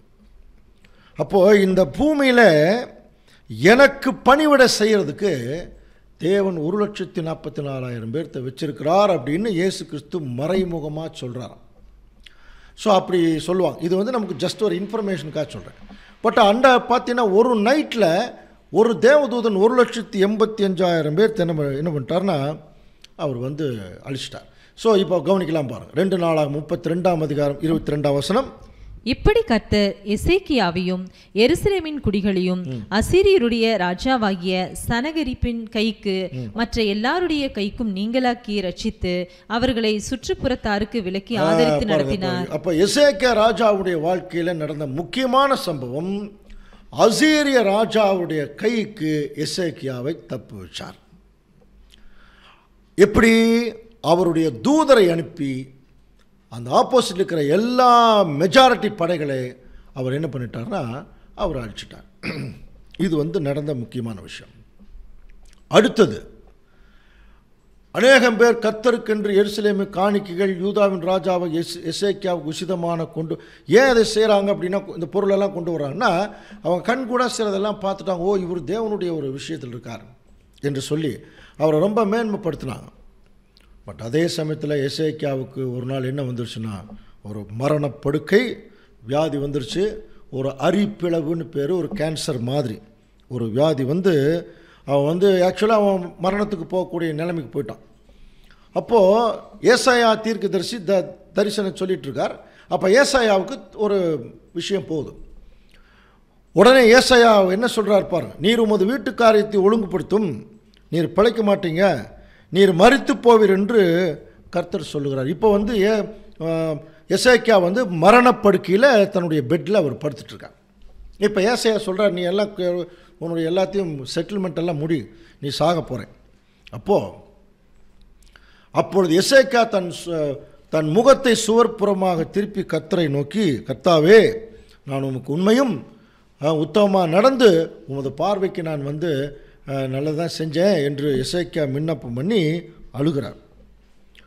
அப்படி அழுகும்போது ஏசாயா பாதி முற்றத்தை விட்டு போகிறதுக்கு முன்னாடி அவருக்கு வந்து இப்போ கர்த்தருடைய வார்த்தை உண்டாயிடுச்சான். என்னை ரொம்ப கெஞ்சுறார், அழுது கெஞ்சுறார். அப்போ ஏசாயாவுக்கு மறுபடியும் வார்த்தை உண்டாகி, நீ மறுபடியும் திரும்பி போய் உன் ஜனத்தின் அதிபதியாகிய எசேக்கியாவை நோக்கி என்ன செய்கிறார் வாசிக்கலாம் பாருங்க. உன் தகப்பனாகிய வாசிக்கலாம் 2 ராஜாக்கள் 20ஆம் அதிகாரம் 5ஆம் வசனம். நீ திரும்பி போய் உன் ஜனத்தின் அதிபதியாகிய எசேக்கியாவை நோக்கி, உன் தகப்பனாகிய தாவீதின் தேவனாய் இருக்கிற கர்த்தர் சொல்லுகிறது என்னவென்றால், உன் விண்ணப்பத்தை கேட்டேன், உன் கண்ணீரை கண்டேன். விண்ணப்பத்தை கேட்டேன், உன் கண்ணீரை கண்டேன். இது ரொம்ப முக்கியமான வசனம். அடுத்தது, இதோ நான் உன்னை குணமாக்குவேன், 3ஆம் நாளிலே நீ கர்த்தருடைய ஆலயத்துக்கு நீ போவேன் அப்படின்னு புரிஞ்சுங்களா? எந்திரிச்சு உட்காரவே முடியாத நிலைமையில் மரணப்படுக்கையில் இருக்கார். இப்போ நான் உன்னை குணமாக்கிடுவேன், நீ 3ஆம் நாளில் கர்த்தருடைய ஆலயத்துக்கு நீ போவே அப்படின்னு சொல்லி அங்கே ஏசாயா வந்து ஒரு பதில் சொல்லிட்டு அவர் போகிறார். இப்போ நம்முடைய கேள்வி என்னென்னா, எதனால் இவருக்கு அந்த மரணப்படுக்கை வந்தது என்று சொல்லி கொஞ்சம் கவனிக்கும்போது இந்த கொஞ்சம் உள்ளுக்குள்ளே போய் பார்க்கலாம் பாருங்கள். 2 ராஜா நாளாகம புஸ்தகத்தில் 32ஆம் அதிகாரம் 26ஆம் வசனம் வாசிக்கலாம். 2 நாளாகமம் 32:26. எசேக்கியாவின் மேட்டிமையின் நிமித்தம் அவனும் எருசலேமின் குடிகளும் தாங்களை தாழ்த்தினபடியால் கர்த்தருடைய கடும் கோபம் எசேக்கியாவின் நாட்களில் அவர்கள் மேல் வரவில்லை. எசேக்கியாவின் மனமேட்டிமையின் நிமித்தம். அப்போ திடீர்னு ஒரு தடவை எசேக்கியாவுக்கு மனமேட்டிமை வந்துச்சான். எதனால பாருங்க, எசேக்கியாவுக்கு மிகுதியான ஐஸ்வர்யம் கனம் உண்டாயிருந்தது. வெள்ளியும் பொன்னும் ரத்தனங்களும் எல்லாம் அவருக்கு நிறைந்திருக்கும் போது இப்போ என்ன நடந்தது? அவன் தனக்கு பட்டணங்களை கட்டுவித்து ஏராளமான ஆடு மாடெல்லாம் வச்சிருக்கார். அப்போ மகா திரளான ஆஸ்தியை தேவன் கொடுத்தாராம். யாருக்கு? இந்த எசேக்கியா ராஜாவுக்கு. ஸோ அதனால் பாருங்கள், பாபிலோன் பிரபுக்கள் ஸ்தானாதிபதிகள் தேசத்தில் நடந்த அற்புதத்தை கேட்க அவனிடத்தில் அனுப்பப்பட்ட விஷயத்தில் அவன் இருதயத்தில் உண்டான எல்லாவற்றையும் அறியும்படி அவனை சோதிக்கிறதுக்காக தேவன் என்ன பண்ணாரான்? அவனை கைவிட்டாரான். அப்போது நம்ம இஸ்ரேலுடைய ராஜாக்குடைய லிஸ்டெல்லாம் கொஞ்சம் கவனிச்சிங்கன்னா தொடர்ந்து இப்படித்தான் இருக்கும். முதல்ல நல்லா இருப்பாங்க, அதுக்கப்புறம் ஏதோ ஒரு பலவீனத்தில் விழுந்துருவாங்க அல்லது ஒரு மேட்டி மேலே விழுந்துருவாங்க. அந்த மாதிரி தான் இப்போ எசேக்கியாவும் என்ன ஆகிட்டார்னா, நிறைய சொத்து பத்துக்கள் நிறையா மேன்மை எல்லாம் கிடைக்கும்போது ஒரு மனமேட்டிமை வந்துச்சு. தேவன் பர்டிகுலர் அவனை சோதிக்கிறதுக்காக கைவிட்டார். அப்படி விழுந்தவர் தான் அவர். ஸோ இப்போ மரணப்படுக்கையில் அங்கே இருக்கிறார். இப்போ தான் அவருக்கு கொஞ்சம் ஃபீலிங் வருது. உடனே எசையா தீர்க்கதரிசி வரவழைத்து தீர்க்க தரிசனம் கேட்கும்போது எசையா முதலே சொல்லிட்டார், நீ சாக போகிறேன். மறுபடியும் அவர் தேவனிடத்தில் அழுது கெஞ்சும் போது தேவன் என்ன செய்கிறார்னா, மறுபடியும் ஏசாயாவை கூப்பிட்டு நீ ஒரு தீர்க்க தரிசனம் சொல்லிடு, நீ எந்திரிச்சிருவே 3ஆம் நாள், அதாவது மரணத்திலிருந்து நீ எந்திரிக்க போகிற, மரணப்படுக்கையிலிருந்து 3ஆம் நாளில் நீ கர்த்தருடைய ஆலயத்துக்கு நீ போவே. அது மட்டும் இல்லை, இப்போ என்ன செய்கிறார் பாருங்க, 2 ராஜாக்கள் 20:6. உன் நாட்களோட 15 வருஷங்களை கூட்டுவேன். 2 பார்ட் சொல்கிறார். இப்போ நீ உனக்கு மரணப்படுக்கையில் இருக்கிற உன் நாட்களோட 15 வருஷங்களை நான் கூட்டுவேன், இன்னும் ஆயுசு நாட்கள் உனக்கு கூட்டுவேன். 2வது, இந்த நகரத்தை அசிரிய ராஜாவுடைய கையிலிருந்து நான் தப்பு வைப்பேன். அப்போ 2 விஷயம், மரணப்படுக்கையிலிருந்தும் வெளியெடுக்கிறாரு, அசீரியனுடைய படையெடுப்பிலிருந்தும் தப்பு வைக்கிறார். இதுதான் எசேக்கியாவுக்கு செய்த 2 நன்மை. இப்போ கவனிச்சு பார்த்தீங்கன்னா, இந்த நகரம் அப்படின்னு சொன்னார், இந்த நகரம் உன்னோடது, இதை நீ யாரும் உங்கள்கிட்ட எடுக்க முடியாது, இந்த நகரத்தின் நிமித்தம் நான் உன்னை என்ன செய்வேன், உன்னை காப்பாற்றுவேன் அப்படின்னு சொல்லிட்டு இப்போ எசேக்கியாவை எப்படி குணப்படுத்துகிறார் என்று சொல்லி பார்க்கும்போது அங்கே பாருங்கள், அத்திப்பழ அடையை கொண்டு வாருங்கள் அப்படின்னு சொல்லி அதில் அது பிளவையின் மேலே ஒரு பற்று மாதிரி போட்ட உடனே எசேக்கியா ராஜா அவர் குணமாகிறாருன்னு படிக்கிறோம். பட் அதுக்கு முன்னால் என்ன நடக்குது அப்படின்னு சொல்லி கவனித்து பார்க்கும்போது இப்போ பாருங்கள், எசேக்கியா ராஜாவை பற்றி ஏசாயா சொல்கிறார், கர்த்தர் என்னை குணமாக்குவதற்கும் 3ஆம் நாளிலே நான் கர்த்தருடைய ஆலயத்துக்கு போவதற்கும் என்ன அடையாளம். இப்போ இவர் மரணப்படுக்கையில் படுத்துட்டு இருக்கிறார். ஏசாயா பற்று போட்டு குணமாக்கக்கூடிய சூழ்நிலை. இப்போது எசேக்கியா ஏசாயாவை பார்த்து கேட்குறார், கர்த்தர் என்னை குணமாக்குவார்னு சொல்கிறீங்க இல்லையா, நான் குணமாக்கி கர்த்தருடைய ஆலயத்துக்கு நான் நன்றி செலுத்துறதுக்கு 3ஆம் நாள் நான் போவேன்னு சொல்கிறீங்க இல்லையா, அதுக்கு என்ன அடையாளம் அப்படின்னு சொல்லி கேட்குறாங்க. அப்படி கேட்கும்போது இப்போ பாருங்கள், ஒரு வித்தியாசமான ஒரு அடையாளத்தை பற்றி பேசுகிறாங்க. 2 ராஜாக்கள் 20:9 வாசிக்கலாம். அதற்கு ஏசாயா, கர்த்தர் தாம் சொன்ன வார்த்தையின்படியே செய்வார் என்பதற்கு கர்த்தரால் உனக்கு உண்டான அடையாளமாக சாயை 10 பாகை முன்னிட்டு போக வேண்டுமோ 10 பாகை பின்னிட்டு திரும்ப வேண்டுமோ என்று கேட்டான். இதுதான் ஒரு வித்தியாசமான ஒரு விஷயம். அதாவது கர்த்தர் தம் சொன்ன வார்த்தையை நிறைவேற்றுவார் என்று அவரால் உண்டாகும் ஒரு அடையாளத்துக்கு சாயை 10 பாகை முன்னாடி போகணுமா பின்னாடி போகணுமான்னு கேட்குறார். இப்போ நமக்கு இந்த சாயைனாலே என்னன்னு தெரியாது, 10 பாகைனாலே என்னன்னு தெரியாது இல்லையா.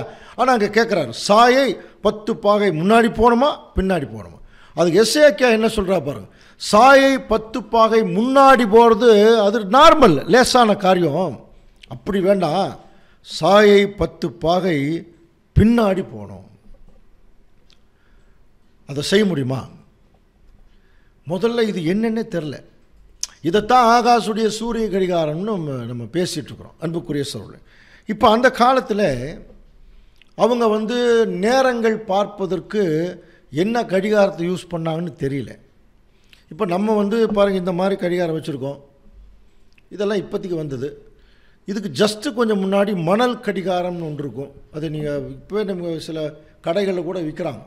இந்த மணல் மேலேருந்து கீழே அந்த ஒரு சின்ன ஓட்ட வழியாக இது ஒரு வந்து விழுகிறதுக்கு 1 நிமிஷம், மறுபடியும் அது திருப்பினோம்னா மறுபடியும் அது மேலேருந்து மறுபடியும் விழுகும். இதை வந்து ஒரு கணக்கிடுவார். அப்புறம் சில நிழல் கடிகாரங்கள் இருக்கும். ஷேடோ நிழலை வச்சு என்ன செய்வாங்கன்னா அதை வந்து நேரங்களை கணக்கிடுவாங்க. இப்போ இதே மாதிரி தான் இஸ்ரேல் நாட்டில் கூட சூரிய கடிகாரம்னு தனியாக கடிகாரம் அல்ல, சூரியனுடைய அந்த ஷேடோ நிழலை வச்சு என்ன செய்வாங்கன்னா அந்த படிக்கட்டுகளில் நேரங்களை வந்து கணிப்பாங்களாம். இப்போது இந்த படத்தை கொஞ்சம் பார்த்தீங்கன்னா இது வந்து ஒரு இமேஜினேஷன் பிக்சர் தான். இது வந்து எருசலேம் பட்டணத்தினுடைய ஒரு படம், நல்லா புரிஞ்சுக்கலாம். எருசலேம் பட்டணத்தினுடைய படம். அதனுடைய டாப்பில் பார்த்தீங்கன்னா அங்கே தான் எருசலேம் தேவாலயம் இருக்குது. கவனிங்க, அது கிழக்கு நோக்கி இருக்குது. அந்த எருசலேம் தேவாலயத்தினுடைய வலது பக்கம், அதாவது முன்னாடி கொஞ்சம் சைடில் பார்த்தீங்கன்னா தான் அங்கே வந்து அந்த அரண்மனை இருக்கும். சரியா? அது ஏற்கனவே சாலமோன் கட்டின அரண்மனை நம்ம படிச்சிருக்கோம் இல்லையா? அந்த அரண்மனையிலிருந்து எருசலேம் தேவாலயத்துக்கு போகிற அந்த ஒரு சிட்டாடல், ஒரு படிக்கட்டுகள், அந்த நடை மண்டபம், அதெல்லாம் ரைட்டில் அங்கே இருக்கும். அங்கே பார்த்தீங்கன்னா பாருங்கள், இது கொஞ்சம் கிளியரான மாதிரி இருக்கும். இன்னொரு படம் பார்த்தீங்கன்னா இன்னும் கொஞ்சம் கிளியராக இருக்கும். பாருங்கள், இந்த படத்தை பார்த்தீங்கன்னா மேலே பார்த்தீங்கன்னா எருசலேம் தேவாலயம் இருக்கும். அந்த ரைட் சைடில் கீழே பார்த்தீங்கன்னா அரண்மனை இருக்கும். அந்த அரண்மனையிலிருந்து தேவாலயத்துக்கு போகிறதுக்கு ஒரு படிக்கட்டுகள் எல்லாம் அங்கே மேலே இருக்கும். அந்த படிக்கட்டுகளில் அந்த படிக்கட்டை ஒட்டி இருக்கக்கூடிய அந்த ரூமில் தான் இப்போ பார்த்தீங்கன்னா அங்கே எசேக்கியா ராஜா வியாதியாக படுத்திருக்கார் சைடில். இப்போ நம்ம வீட்டில் ஒரு ஜன்னல் ஓரமாக படுத்திருக்கோம் இல்லையா? அப்போ ஜன்னலுக்கு வெளியே சில மரங்கள் நிழல்கள் எல்லாம் வர முடியும். அந்த மாதிரி இப்போ பார்த்தீங்கன்னா ஒரு சைடில் படுத்திருக்கார். இப்போ மேலே சைடில் பார்த்தீங்கன்னா படிக்கட்டு மேலே போயிட்டுருக்கு. அங்கே சூரியனுடைய வெளிச்சத்தில் அந்த படிக்கட்டு, ஒவ்வொரு படிக்கட்டுலேயும் அந்த நிழல் விழுகும். கவனிக்கலாம். இப்போ இவர் படுத்துட்ருக்கார்.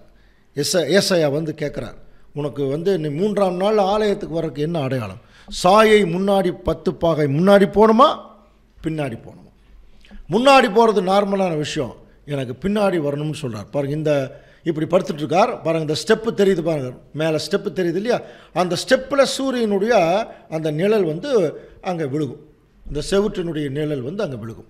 அப்படி விழுகும்போது முன்னாடி வந்து போகிறது நார்மல் தான். அதுக்கு பின்னாடி வரணும்னா என்ன நடக்கணும் தெரியுங்களா? முன்னாடி போகணுன்னா சூரியன் இப்படி மேலே வருதுன்னு வச்சுங்க, முன்னாடி போகும். அப்போ மறுபடியும் பின்னாடி வரணும், சூரியன் மறுபடியும் பின்னாடி வரணும். அப்படி வருமா? அப்படி வர்றதுக்கான வாய்ப்பே இல்லை. ஆனால் அவர் கேட்குறார், பின்னாடி வரணும் அப்படின்னு சொல்லி கேட்குறார். இப்போ இதில் முதல் கவனிக்க வேண்டியது சாயை 10 பாகைன்னு இருக்கு இல்லையா? அதில் பார்த்தீங்கன்னா 10 டிகிரின்னு இருக்கும். அது கொஞ்சம் சின்னதாக இருக்கிறதுனால கொஞ்சம் நீங்கள் ஒத்து கவனிச்சுக்க. 10 டிகிரி. அதுக்கு கீழே என்ன கொடுத்துருக்காங்கன்னா ஸ்டெப்பு அப்படின்னு சொல்லப்பட்டிருக்கும். அதுதான் சாயை. அடுத்தது கவனிச்சு பார்த்தீங்கன்னா பாகை அப்படிங்கிறது ஷேடோ, அந்த நிழல் பற்றி சொல்லியிருக்கு. அப்போது இது எப்படி இந்த நிழல் விழுகும், அந்த சூரியனுடைய நிழல்னு சொல்லி பார்க்கும்போது பாருங்கள், இதெல்லாம் ஒரு இமேஜினேஷன் தான். சூரியன் வந்து கிழக்கிலிருந்து மேற்கு நோக்கி வரும்போது இடையில ஏதாவது ஒரு பொருள் இருந்துச்சுன்னா அந்த பொருளுடைய நிழல் அது என்ன ஆகும்னு ஒரு படிக்கட்டு இருந்தால் அந்த படிக்கட்டில் ஒவ்வொரு ஸ்டெப்பாக என்ன ஆகிட்டுருக்கும், அது வந்துட்டுருக்கும். இது நம்ம ஏற்கனவே நமக்கு சில எக்ஸ்பீரியன்ஸ் எல்லாம் படித்து பார்த்துருப்போம். ஒரு இடத்துலேருந்து இன்னொரு இடத்துக்கு அது அப்படி விலைக்கு போகும்போது அதனுடைய நிழல் வந்து அங்கே வரிசையாக படும். அதை எத்தாங்க சொல்லும்போது இங்கே சாயை அப்படிங்கிறது ஷேடோ, பாகைங்கிறது ஸ்டெப்பு. கவனிக்கலாம், சாயைங்கிறது அந்த நிழல், பாகைங்கிறது ஸ்டெப்பு. அதான் 10 பாகை அப்படின்னு சொல்ல முடியும். 10 ஸ்டெப்பு முன்னாடி போகணுமா பின்னாடி போகணுமா? ஸோ இது கூட நம்ம எருசலேம் தேவாலயத்தில் கூட பார்த்தீங்கன்னா பாருங்கள், இந்த நிழல் தெரியுது பாருங்கள். இது வந்து சூரியன் மேலே வர வர வர வர ஒவ்வொரு ஸ்டெப்பாக என்ன ஆகிட்ருக்கும், அந்த நிழல் வந்து அப்படியே போயிட்டுருக்கும் இல்லையா? ஸோ இது வந்து முன்னாடி போகிறது நார்மலுங்கிறார். அப்போ சூரியன் வந்து தன்னுடைய அச்சில் அது மேலே வருது. அப்போது அந்த ஒவ்வொரு ஸ்டெப்பாக என்ன ஆகிட்ருக்கும், அந்த நிழல் போயிட்டுருக்கும். இப்போ திடீர்னு எனக்கு பின்னாடி போகணுன்னா சூரியன் பின்னாடி வர முடியுமா? வாய்ப்பே இல்லை. இப்போ நம்முடைய பூமியை கவனித்து பார்த்தீங்கன்னா 1700 கிலோமீட்டர் வேகத்தில் சுற்றிட்டு இருக்கான். இப்போ ஒரு வேளை அது டக்குன்னு நின்றுச்சுன்னா, இப்போ நம்ம இங்கே நின்றுட்டுருக்குறோம், திடீர்னு நம்ம சிங்கப்பூரில் போய் விழுவோம் அடுத்த ஒரு 5வது செகண்டில். அப்படின்னு பாருங்கள் எவ்வளோ ஸ்பீடாக சுற்றுது. இப்போ அதோடு சேர்ந்து நாம் சுற்றிட்டுருக்குறோம். அப்போது சூரியன் மேலே வருதுன்னா என்ன அர்த்தம்? பூமி சுற்றுதுன்னு அர்த்தம். அப்போது சூரியன் மறுபடியும் பின்னாடி போகணும்னா பூமி மறுபடியும் என்ன ஆகணும்? ரிவர்ஸில் சுற்றணும். இதெல்லாம் நடக்கிற காரியமா? யோசனை பண்ணி பாருங்கள். இதெல்லாம் நடக்கிறதுக்கான வாய்ப்பே இல்லை அன்புக்குரிய சகோதர சகோதரர்களே. அப்படின்னா எப்படி இந்த 10 ஸ்டெப்பு அது பின்னாடி போயிருக்கிறதுக்கு வாய்ப்பு இருக்குது? அந்த நிழல் புரியுதுல, அந்த ஷேடோ பின்னாடி 2 ஆப்ஷன் தான். ஒன்று மேகமூட்டம் வந்து அப்படியே ஒரு ஸ்டெப்பாக கொண்டு போகும்போது அந்த சூரியனுடைய நிழல் அப்படி கொஞ்சம் படலாம். அடுத்தது இன்னொரு ஆப்ஷன் என்னென்னா, போன அந்த ஷேடோ மறுபடியும் திரும்ப இப்படி வரணும்னா அங்கே என்ன நடந்திருக்க வேணும் அப்படின்னா, கட்டாயமாக அங்கே ஒரு சூரிய கிரகணம் நடந்திருக்க வேணும். சூரிய கிரகணம் நடந்தால் இப்படி முன்னாடி போன ஷேடோ என்ன ஆகலாம்? அந்த சூரியன், நமக்கு சூரிய கிரகணம்னு தெரியுமா இல்லைங்களா? அது என்னது சூரிய கிரகணம்னு? என்ன? சூரியனுக்கும் பூமிக்கும் நடுவில் என்ன வரணும்? நிலா வரணும். அப்போது அந்த நிலா வந்து ஒரு குறிப்பிட்ட அளவு அப்படியே சூரியன் அந்த அது மறைக்கும் போது அந்த ஷேடோ வந்து பூமியில் விழுகுது இல்லையா? அப்படி விழுந்தால் தான் இது வந்து கொஞ்சம் பின்னாடி வர்றதுக்கு வாய்ப்பு இருக்குதே ஒழிய, புரியுதுங்களா, வேறு எந்த ஒரு வாய்ப்பும் அங்கே இல்லை. இப்போ நமக்கு சோலார் எக்லிப்ஸ் தெரியும் இல்லையா? சூரியனுக்கும் பூமிக்கும் இடையில் நிலா வரும்போது அந்த நிலாவுடைய ஒரு பகுதி சூரியனை பார்த்துருக்கும், இன்னொரு பகுதி பூமியை பார்த்துருக்கும். அப்போ பூமியை பார்த்த பகுதி அந்த நிலா வந்து தன்னுடைய அச்சில் நகரும்போது அந்த ஷேடோ கொஞ்சம் கொஞ்சமாக என்ன ஆகிட்டுருக்கும்? அது ஒரு ஒவ்வொரு ஸ்டெப்பாக போயிட்டுருக்கும். சரிங்களா? பாருங்கள், இந்த மாதிரி நமக்கு இது சந்திர கிரகணம் இல்லையா? இப்போ அப்படி ஒரு ஸ்டெப்பாக போகுது இல்லையா? அந்த மாதிரி இப்போது நடந்து. இதெல்லாம் வானத்தில் இருக்கக்கூடிய சில அதிசயங்கள். சில நேரத்தில் 2 சூரியன் வந்து அமெரிக்காவில் எல்லாம் பார்த்துருக்காங்க. மார்க் சன்னு பேர். அப்போ ஆக்சுவலாக 2 சூரியன் கிடையாது, ஒரே சூரியன் தான். ஆனால் சில நேரங்களில் அட்மாஸ்பியருடைய பிரதிபலிப்பு சில நேரத்தில் என்ன ஆகுமா, 2 சூரியன் மாதிரி காட்டும். இப்போ நமக்கே யோசனை பண்ணி பாருங்கள். இப்போ நம்ம அதிகாலை நேரத்தில் பார்த்தீங்கன்னா கடல் பகுதியில் பார்த்தீங்கன்னா இந்த மாதிரி ஒரு சூரியன் தெரியும் இல்லையா?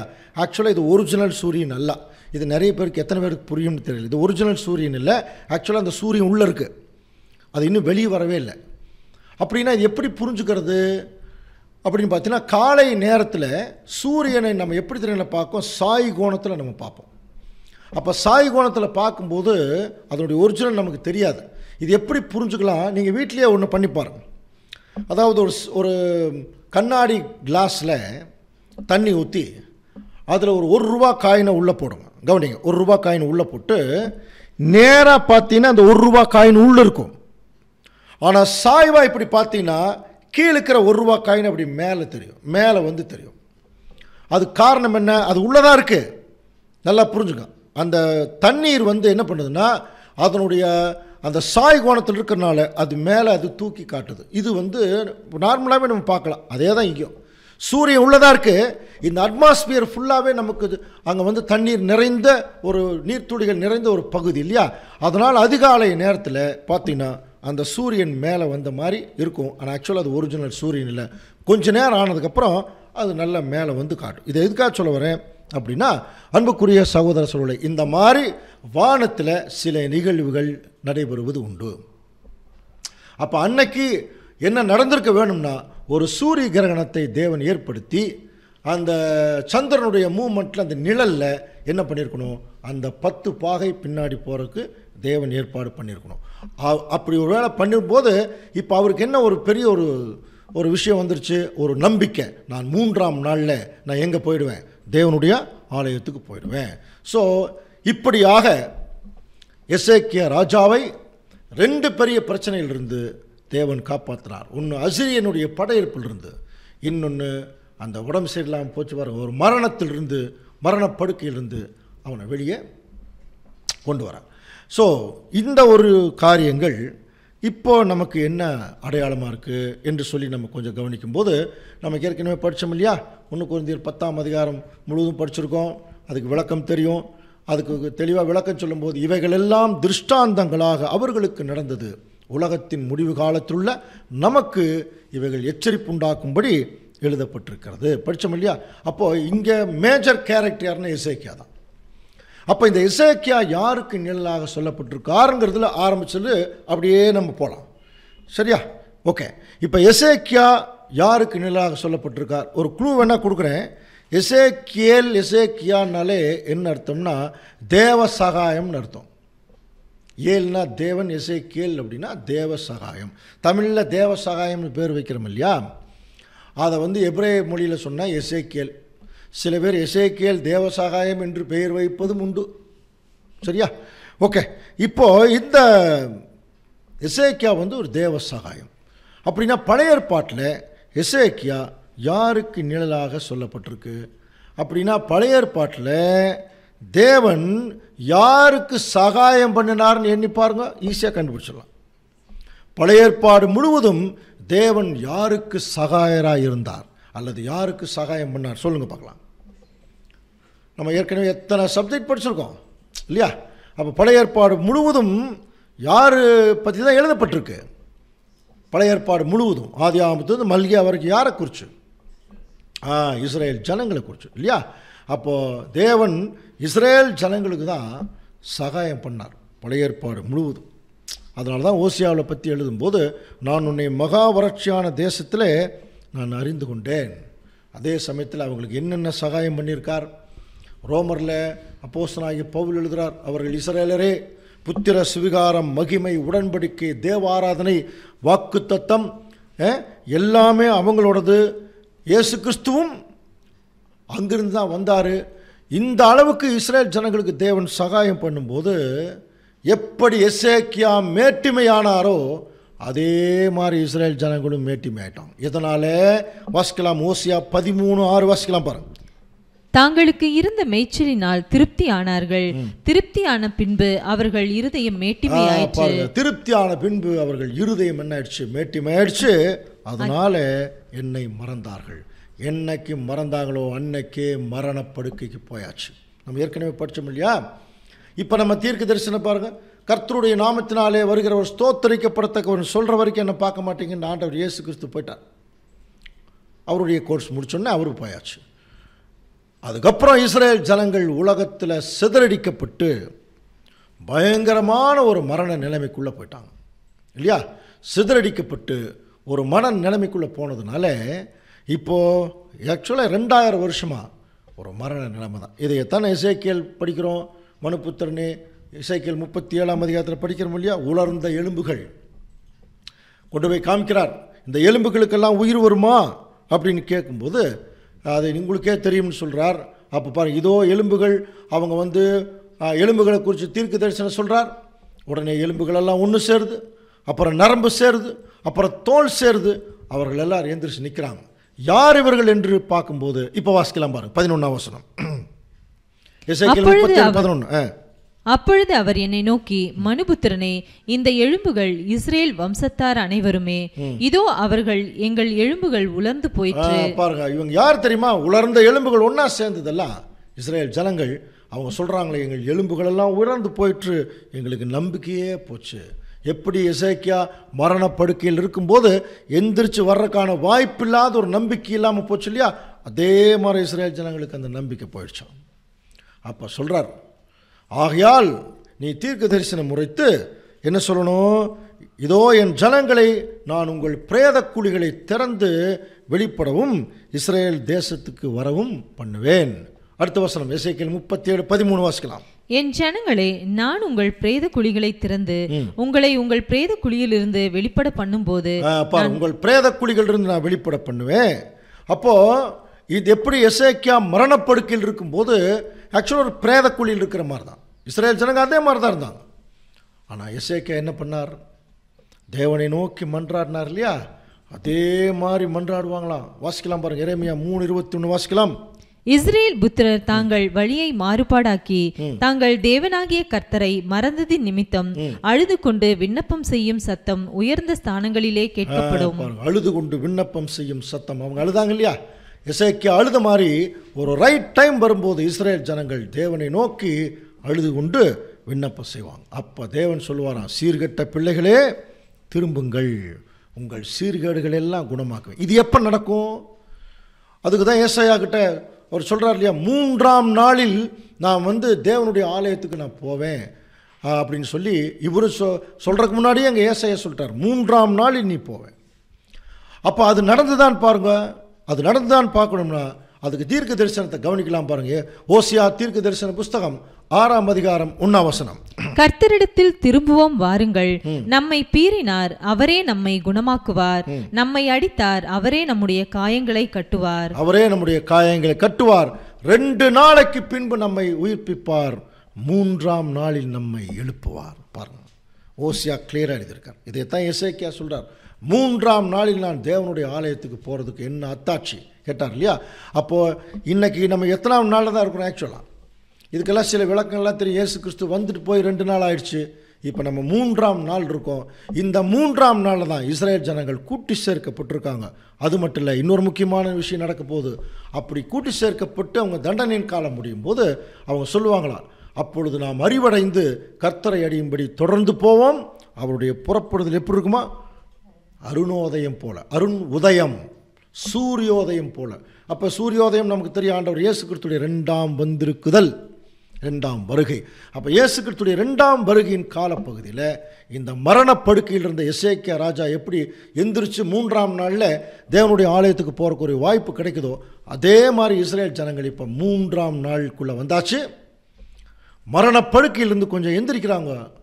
இப்போது அவர்கள் ஆண்டவர் இயேசு கிறிஸ்துடைய காரியங்களை கவனிக்கிறதுக்குரிய தேவனுடைய வேலையெல்லாம் இப்போ ஆரம்பித்தாச்சு. ஸோ இது தீர்க்க தரிசனமாக சொல்லப்பட்ட விஷயம். பட் அதுக்கு முன்னால் இவர்கள் பட்ட பாடுகளை குறித்து படிக்கிறோம் இல்லையா. ஹிட்லர் மூலம் 60 லட்சம் யூதர்கள் அங்கே என்ன பண்ணாங்க? கொன்று குவிச்சிட்டான். அதெல்லாம் படிக்கிறோம் இல்லையா. ஆனால் இவர்கள் அந்த தண்டனையின் காலம் முடியும் போது, என் ஜனமாகிய இஸ்ரேல் ஜனத்துடைய சிறையை திருப்புவேன், அவர்கள் பாழான நகரங்களை கட்டி அவர்களில் எல்லாம் குடியிருப்பாங்க. இப்போ அதுதான் நடந்திருக்கு. அப்போ பாருங்கள், இஸ்ரேல் நாடு எப்படி இருந்ததுன்னு படிக்கிறோம். புறஜாதிகள் கையில் இருந்தபோது மிருகங்கள் கூட போக முடியாதான், அந்த மாதிரி ஒரு பாழான நகரங்கள் எல்லாம் இப்போ இஸ்ரேல் ஜனங்கள் சொந்த நாட்டுக்கு திரும்பி வந்ததுக்கப்புறம் இப்போ என்ன ஆயிடுச்சு? ஒரு பாழான நகரங்களை கட்டி இப்போ நல்லா இருக்காங்க. இப்போ என்ன நடக்க போகுது? எசேக்கியா ராஜா மரணப்படுக்கையிலிருந்து வெளியே வந்தாச்சு. அதே சமயத்தில் எசேக்கியா ராஜாவுக்கு ஒரு மகா பெரிய முற்றுகை காத்திருக்கிறது. எப்படி அசீரியன் ஒரு பெரிய படையெடுத்து வந்தான் இல்லையா, அந்த மாதிரி இப்போ நமக்கு நல்லா தெரியும். இதெல்லாம் கொஞ்சம் சீக்கிரமாகவே சொல்லிட்டு போயிடலாம், ஏன்னா உங்களுக்கு நல்லா தெரியும் இந்த தீர்க்க தரிசனங்கள் எல்லாம். சகரியா 14ஆம் அதிகாரத்தில் படிக்கிறோம் இல்லையா. இஸ்ரேலுக்கு விரோதமாக, எருசலேமுக்கு விரோதமாக யுத்தம் பண்ண சகல ஜாதிகளையும் கூட்டுவேன், நகரம் பிடிக்கப்படும், வீடுகள் கொள்ளையாகும், எல்லாம் படிச்சிருக்கோம் இல்லையா. அப்போ ஒரு மகா பெரிய உலக யுத்தம் எல்லா நாடுகளுக்கும் இஸ்ரேல் நாட்டுக்கும் இடையில வரும். அப்போது என்ன சொல்கிறார்? பாதி மனுஷர் சிறைப்பட்டு போயிடுவாங்க, மீதியான ஜனமோ நகரத்தை விட்டு அறுப்புண்டு போவதில்லை. அந்த டைமில் தேவன் எப்படி போராடுவாரா? சகரியா 14:3 வாசிக்கலாம். கர்த்தர் புறப்பட்டு யுத்த நாளிலே போராடுவது போல் அந்த ஜனங்களோட போராடுவார். சொல்றாரு பாருங்க, கர்த்தர் புறப்பட்டு யுத்த நாளிலே போராடுவது போல அந்த ஜனங்களோட போராடுவோம். இதுக்கு ஒரு விளக்கம் வேற ஒரு சப்ஜெக்ட் கூட பார்த்துருக்கோம். பட் அதே சமயத்தில் அதில் 14ஆவது அதிகாரத்தில் 4ஆம் வசனம் வாசிக்கலாம் பாருங்க. அந்நாளிலே அவருடைய பாதங்கள் கிழக்கே எருசலேமுக்கு எதிராக இருக்கிற ஒலிவ மலையின் மேல் நிற்கும். அப்பொழுது மகா பெரிய பள்ளத்தாக்கு உண்டாகும்படி ஒலிவ மலை தன் நடு மையத்திலே கிழக்கு மேற்காய் எதிராக பிளந்து போகும். இந்த வசனங்கள் எல்லாம் கொஞ்சம் ஞாபகப்படுத்திக்கலாம் மறுபடியும். இது நம்ம ஏற்கனவே பார்த்தீங்கன்னா கடைசி கால யுத்தத்தை பற்றியெல்லாம் படிச்சிருக்கிறோம். அதில் விசேஷமாக சகரியா 14-12ஆம் அதிகாரத்தில் படிச்சிருக்கிறோம். அதில் கவனிக்கும் போது இந்த மகா உபத்திரவ காலத்தினுடைய உச்சக்கட்டம் வரும் பொழுது இந்த பாருங்கள், ஒலிவமலை 2ஆக பிரிஞ்சு ஒன்று வடக்குலேயும் ஒன்று தெற்குலேயும் போகுமா. இது நமக்கு ஏற்கனவே தெரியும் இல்லையா. 2 ராஜ்யங்கள் உதயமாகும். ஒன்று பரலோகத்துக்குரிய ராஜ்யம் வடக்கில் போகிறது, இன்னொன்று பூலோகத்துக்குரிய ராஜ்யம். பரலோகத்துக்குரிய ராஜ்யத்தில் திருச்சபை தலைமையாக இருப்பாங்க, பூலோகத்துக்குரிய ராஜ்யத்தில் முற்பிதாக்கள் தலைமையாக இருப்பாங்க. ஸோ இதுக்கு முன்னால் இப்போ என்ன நடக்க போகுதுன்னு படிச்சிருக்கோம். இதோ சுற்றிலும் இருக்கிற என் ஜனங்களுக்கும் நான் எருசலேமை தத்தளிப்பின் பாத்திரமாக்குகிறேன் படித்தோம் இல்லையா. இப்போது அதனால தான் ஒரு 15 வருஷங்களுக்கு முன்னாடி டெல் அவீவ் தான் இஸ்ரேலுடைய தலைநகராக இருந்தது. 20 வருஷத்துக்கு முன்னாடி இருக்கும். ஆனால் இப்போது எருசலேமை அவங்க ஏற்கனவே தலைநகராக ஃபிக்ஸ் பண்ணிட்டாங்க. இப்போ இந்த எருசலேமை எங்களுக்கு வேணும்னு முஸ்லீம்களும் கேட்குறாங்க, கிறிஸ்தவர்களும் அதுக்கு உரிமை கொண்டாடுறாங்க, யூதர்களும் அதுக்கு உரிமை கொண்டாடிட்டு இருக்கிறாங்க. இப்போ ஐக்கிய நாடுகள் சபையில் இருக்கக்கூடிய முக்கியமான தலைவலிகளில் ஒரு முக்கியமான தலைவலி என்னன்னா இஸ்ரேல் பாலஸ்தீன பிரச்சனை. அதில் ஜெருசலேம் தான். ஏன்னா ஜெருசலேம் தான் எனக்கு வேணும்னு சொல்லி கேட்டவன் யாசர் அராஃபத். அவர் இப்போ ஆளே இல்லை, புரியுதுல்ல? அப்போ பாலஸ்தீன விடுதலை இயக்கத்தினுடைய முக்கியமான நோக்கமே ஜெருசலேமை பாலஸ்தீனுடைய ஒரு தலைநகர் ஆக்கணும். ஆனால் அதுக்கு இஸ்ரேல் ஜனங்கள் விட மாட்டாங்க. ஆனால் இவங்களுக்கு என்ன பெரிய பிரச்சனை முன்னாடி காத்திருக்கு, ஏதோ இவர்கள் இஸ்ரேல் நாட்டை ஆக்கிரமிச்சிட்டாங்கன்னு மற்ற நாடுகளுக்கு போதிக்கப்பட்டிருக்கு. ஆனால் தேவனுடைய திட்டப்படி ஆபிரகாமின் நிமித்தம் வந்த ஒரு இடம் தான் இவங்களுக்குங்கிறது அவர்கள் பைபிளில் ப்ரூஃப் பண்ணலாம். ஆனால் அதுக்கு பின்னும் கொஞ்ச நாளில் ஒரு பெரிய பிரச்சனையாக வெடிக்க போகிறது. ஆனால் அதுக்கு நிறைய ஆதாரங்கள் வந்துட்டுருக்கு. இப்போ சமீபத்தில் கூட பார்த்தீங்கன்னா நம்ம டொனால்ட் ட்ரம்ப் என்ன பண்ணார், எருசலேமை அமெரிக்கா என்ன பண்ணிட்டாங்கன்னா அவங்களுடைய அந்த ஒரு எம்பசி சொல்கிறோம் இல்லையா, அந்த தூதரகம், அமெரிக்க தூதரகத்தை டெல் அவீவிலிருந்து ஜெருசலேமுக்கு மாற்றினாங்க. அதுக்கு என்ன காரணம்னா, நாங்கள் எருசலேமை இஸ்ரேலுடைய தலைநகராக அங்கீகரிக்கிறோம். ஏன்னா முக்கியமான தூதரகங்கள் எல்லாம் தலைநகரத்தில் தான் இருக்கும். ஸோ அதுக்கு பார்த்தீங்கன்னா நிறைய நாடுகள் எதிர்ப்பு தெரிவித்தாங்க, ஒரு சில நாடுகளை தவிர. இப்போ என்ன ஆயிடுச்சுன்னா ஜெருசலேம் எல்லாருடைய கண்களுக்கு முன்பாக வந்தாச்சு. இப்போ அதனால தான் அந்த நாட்டிலே நான் ஜெருசலேமை பாரமான கல்லாக்குவேன், அதை கிளப்புகிற எவனும் சிதைக்கப்படுவான். இந்த இடத்துல ஜெருசலேம்ங்கிறது இஸ்ரேல் ஜனங்களையும் குறிக்கும், அதே சமயத்தில் ஜெருசலேம் நகரம். ஏன்னா இது வேர்ல்டு கேபிட்டல். இன்னும் அதாவது கண்ணுக்கு தெரிகிற ராஜ்யம் வரும்போது சில தீர்க்க தரிசனங்கள் என்ன சொல்லுதுன்னா, Jerusalem will be the capital of the world, ஒட்டுமொத்த உலகத்துக்கும் தலைநகராக இருக்க போகிற ஒரு விஷயமா. ஏன்னா தேவன் அதை செலக்ட் பண்ணி வச்சுருக்கார், புரியுதுங்களா? என் தாசனாகிய தாவீதை செலக்ட் பண்ணேன், நான் என்னுடைய நகரமாகிய எருசலேமை செலக்ட் பண்ணனால சில வசனங்கள் குறிக்கப்பட்டிருக்கு. அந்த வசனங்களினுடைய அடிப்படையில் இப்போ எல்லா ராஜ்யங்களுமே பார்த்தீங்கன்னா இந்த எருசலேமை அங்கே அவங்களுடைய கண் இருக்குது, எல்லாரும் அதைத்தான் பார்த்துட்ருக்குறாங்க. இப்போ சமீபத்தில் அப்படி ஒரு அந்த ட்ரம்ப் அறிவிக்கப்பட்டதுக்கு பிறகு நிறையா நாடுகள் கவனித்து பார்த்தீங்கன்னா எதிர்ப்பு தெரிவித்தாங்க. சில நாடுகள் பார்த்தீங்கன்னா சில அதிருப்தியும் தெரிவித்தாங்க. அதே சமயத்தில் அமெரிக்கா சப்போர்ட் பண்ணிகிட்டு இருந்தால் கூட சில நிகழ்ச்சிகளில் பார்த்தீங்கன்னா இஸ்ரேலுக்கு சப்போர்ட் பண்ணுறதில்ல. அது இன்னும் கொஞ்ச நாளில் மிகப்பெரிய அளவில் அது வெடிக்க போதும் ஐக்கிய நாடுகள் சபையில். அப்படி வெடிக்க போது தான் இஸ்ரேலுக்கு விரோதமாக யுத்தம் பண்ண சகல ஜாதிகளையும் நான் கூட்டுவேன். தேவனே சொல்கிறார், சகல ஜாதிகளும் இஸ்ரேலுக்கு விரோதமாக அங்கே கூட்டப்படும்னு அங்கே தேவனே அங்கே சொல்கிறார். அப்போ நமக்கு அதுக்கு சில தீர்க்க தரிசனம்லாம் படிச்சிருக்கிறோம் இல்லையா, நகரம் பிடிக்கப்படும் இல்லையா, அதில் நிறைய பிரச்சனைகள் எல்லாம் அங்கே இருக்குது, எல்லாம் நம்ம படிச்சிருக்கிறோம். அன்புக்குரிய சகோதர சகோதரி, இதெல்லாம் எதுக்கு தேவன் வைக்கிறார் என்று சொல்லி கவனிக்கும்போது, தேவன் ஒரு திட்டம் வச்சிருக்கார்.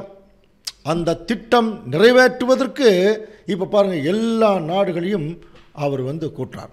இதில் முக்கியமாக கவனித்து பார்த்தீங்கன்னா இதில் தீர்க்க தரிசனங்கள் எல்லாம் இதில் இருக்க நமக்கு விளக்கம் தெரியும். நகரம் பிடிக்கப்படுங்கிறது இஸ்ரேல் கேப்சர் ஆகிடும், வீடுகள்ங்கிறது அவங்களுடைய பார்லிமெண்ட்டு எல்லாமே கட்டுப்பாட்டுக்குள்ளே வந்துடும், ஸ்திரீகள்ங்கிறது அங்கே இருக்கக்கூடிய சபைகள் நிறைய பேர் நாங்கள் அதை செஞ்சிடும் இதை செஞ்சிடும் ஜனங்களை ஏமாற்றிட்டுருக்குறாங்க. இந்த சபைகள் எல்லாம் என்ன ஆகிடும்னா அவங்க ஏமாத்துறது எல்லாமே அங்கே போயிடும். ஸோ இந்த ஒரு சூழ்நிலையில் தான் தேவன் என்ன செய்வார்னா ஒரு பெரிய ஒரு அழிவை கொண்டு வரார். இது யார் மூலமாக கொண்டு வரார் என்று சொல்லி நம்ம கவனிக்கும்போது இப்போ வாசிக்கலாம் பாருங்க, வெளிப்படுத்தல் 16:14. அவைகள் அற்புதங்களை செய்கிற பிசாசுகளின் ஆவிகள், அவைகள் பூலோகம் எங்குமுள்ள ராஜாக்களை சர்வ வல்லமையுள்ள தேவனுடைய மகா நாளில் நடக்கும் யுத்தத்திற்கு கூட்டி சேர்க்கும். நம்ம ஏற்கனவே சாத்தான் கட்டப்படுதல் சப்ஜெக்ட் கூட பார்த்தோம் இல்லையா, கிறிஸ்து வந்ததுக்கு அப்புறம் சாத்தானை கட்டாராம். அப்போ 3ஆம் உலக யுத்தம் பொறுத்த வரைக்கும் சாத்தான் அவனா வரமாட்டான். அவனுக்கு தெரியும் கிறிஸ்து வந்தாச்சு, ஆப்போசிட்டில் வந்தால் ஜெயிக்க முடியாதுன்னு. இப்போ தேவனை என்ன செய்கிறார்னா அவனையும் அவனுடைய இராணுவங்களையும் இழுக்கிறார். யார் மூலமாக இழுக்கிறாருன்னா பாருங்கள், அந்த கெட்டு போன தேவதூர்களுக்கு பேசிக் ஏற்கனவே படிச்சிட்டோம். அப்போது இன்றைக்கி சாத்தான் தான் மேலே உட்காந்துட்டு பயங்கர ஐடியா பண்ணியிருக்கான் இந்த உலகத்தை தன்னுடைய கட்டுப்பாட்டுக்குள்ளே கொண்டு வர்றதுக்கு. இப்போ தேவன் அவனுடைய ஐடியாவெல்லாம் உடைச்சி அவனை கொரடு போட்டு என்ன செய்கிறாராம், இழுத்துட்டு வரான். அப்படி இழுத்துட்டு வரும்போது பாருங்க, வாசிக்கலாம். செப்பனியா 3:11 வாசிக்கலாம். எனக்கு விரோதமாய் துரோகம் பண்ணி நீ செய்த உன் எல்லா கிரியைகளின் நிமித்தம் அந்நாளிலே வெட்கப்படாதிருப்பாய். அப்பொழுது நான் உன் பெருமையை குறித்து களி கூர்ந்தவர்களை உன் நடுவிலிருந்து விலக்கி விடுவேன். இஸ்ரேல் ஜனங்கள் பத்தி சொல்லும் போது நிறைய பெருமை பிடிச்சவங்களை எல்லாம் உன்கிட்ட நான் எடுக்க போறேன். அதான் பாதி மனுஷர் சிறைப்பட்டு போவார்கள். அதுக்கு இன்னொரு வசனம் பாருங்க, உன் நடுவில் சிறுமையும் எளிமையுமான ஜனத்தை மீதியாக நான் வைப்பேன். அவங்க என்ன பண்ண மாட்டாங்களா, இஸ்ரேலின் மீதியானவர்கள் அநியாயம் செய்வதில்லை, அவர்கள் பொய் பேசுவதில்லை, வஞ்சக நாவு அவங்க பக்கத்தில் இருக்காது, பயப்படுத்துவார் இல்லாமல் இருப்பாங்க அப்படின்னு சொல்லி அங்கே சொல்கிறார். ஸோ அன்புக்குரிய சகோதர சகோதரர்கள், இப்போது இது எப்படி வரப்போகுதுன்னு சொல்லி கவனிக்கும் போது எசேக்கியேல் 7:24 வாசிக்கலாம் பாருங்க. ஆகையால் புறஜாதிகளின் துஷ்டர்களை வரப்பண்ணுவேன், அவர்கள் இவர்களுடைய வீடுகளை சுதந்தரித்துக் கொள்வார்கள். புறஜாதிகளின் துஷ்டர்கள் இருக்கக்கூடிய எல்லாமே புறஜாதிகள் தான். இதில் யாரெல்லாம் மிக மோசமான தலைவர்களோ அவங்களுடைய கைடன்ஸில் தான் இந்த உலகத்தினுடைய எல்லா ராஜ்யங்களும் இந்த பூமியில் வருது. அதில் டாப்பில் இருக்கிறது ரஷ்யா, நல்லா படிக்கிறோம். அப்படி வரும்போது சங்காரம் வருகிறது, அப்பொழுது சமாதானத்தை தேடுவார்கள், அது இருக்காது. விக்கினத்தின் மேல் விக்கினம் வரும், துர்ச்செய்தியின் மேல் துர்ச்செய்தி பிறக்கும். அது இப்போவே ஸ்டார்ட் ஆகிருக்கு, நம்ம ஏற்கனவே தெரியும்.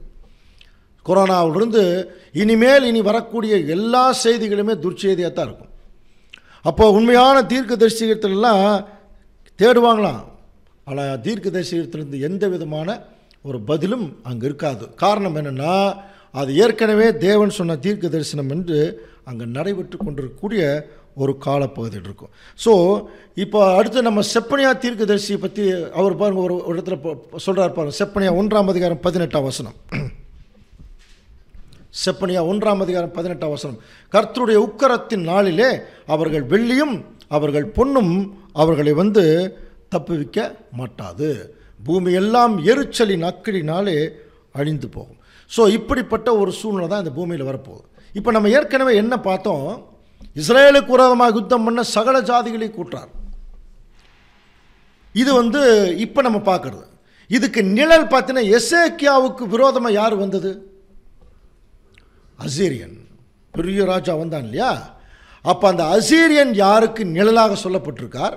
அவர் தான் அதாவது எசேக்கியாவுக்கு விரோதமாக வந்தார். தேவன் தன்னுடைய தூதர் மூலம் அவங்க காப்பாற்றினார். அப்போ அதே மாதிரி இங்கேயும் நடக்கணும் இல்லையா? அப்போ இங்கே எசேக்கியார்னா இஸ்ரேல் ஜனங்கள்.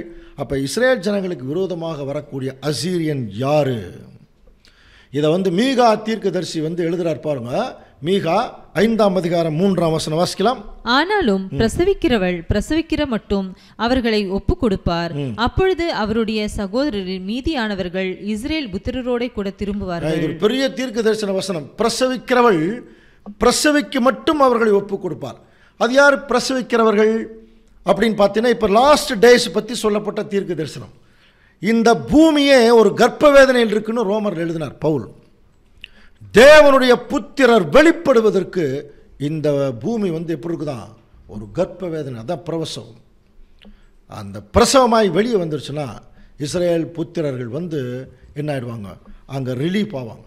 அப்படி ரிலீஃப் ஆகும்போது சொல்றார், அவர் நின்று கொண்டு கர்த்தருடைய பலத்தோடும் தம்முடைய தேவனாகிய கர்த்தருடைய மகத்துவத்தோடும் அவர் எல்லாத்தையும் அவர் மெய்ப்பார் அப்படின்னு சொல்லிட்டு, இவரே சமாதான காரணர் அசீரியன் பாருங்க நம்முடைய தேசத்திலே வரும்போதும் நம்முடைய அரண்மனைகளை மிதிக்கும் போதும் 7 மேய்ப்பரையும் 8 அதிபதிகளையும் அவர்களுக்கு விரோதமாய் நிறுத்துவேன்.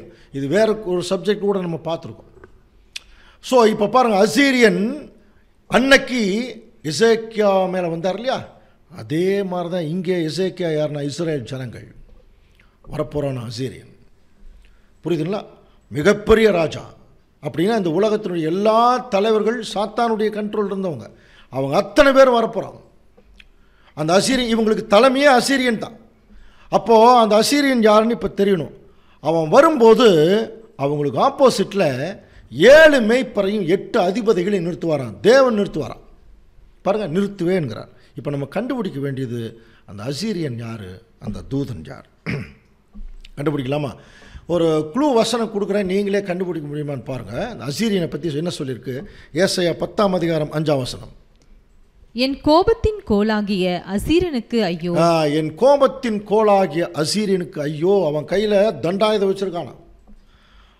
சரியா? அடுத்தது, அவபக்தியான ஜனங்களுக்கு விரோதமாய் நான் அவனை அனுப்பி எனக்கு கோபமூட்டின ஜனத்தை கொள்ளையிடவும் சூறையிடவும் அதை வீதிகளில் சேற்றை போல மிதித்து போடவும் அவனுக்கு கட்டளை கொடுப்பேன். இப்போ அசீரியனை தேவன் சொல்கிறார், நான் ஒரு வேலையை செய்யறதுக்கு அவனுக்கு சொல்லியிருக்கேன். அவன் என்ன பண்ணுறான் பாருங்க. அவனும் அப்படி எண்ணுகிறதில்லை, அவன் இருதயம் அப்படிப்பட்டதை நினைக்கிறதுமில்லை. அநேகம் ஜாதிகளை அழிக்கவும் சங்கரிக்குமே தன் மனதிலே நினைவு கொள்கிறார். இது புரியுதுங்களா? அதாவது தேவன் அசீரியனுக்கு ஒரு வேலை கொடுத்துருக்காரான். ஆனால் அவன் என்ன செய்கிறான்?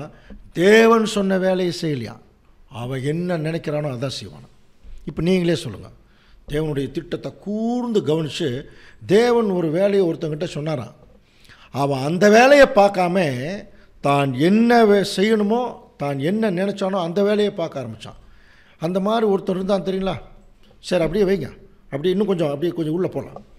மறுபடியும் இந்த அசீரியனை குறித்து சொல்லியிருப்பார். ஏசாயா 10:12.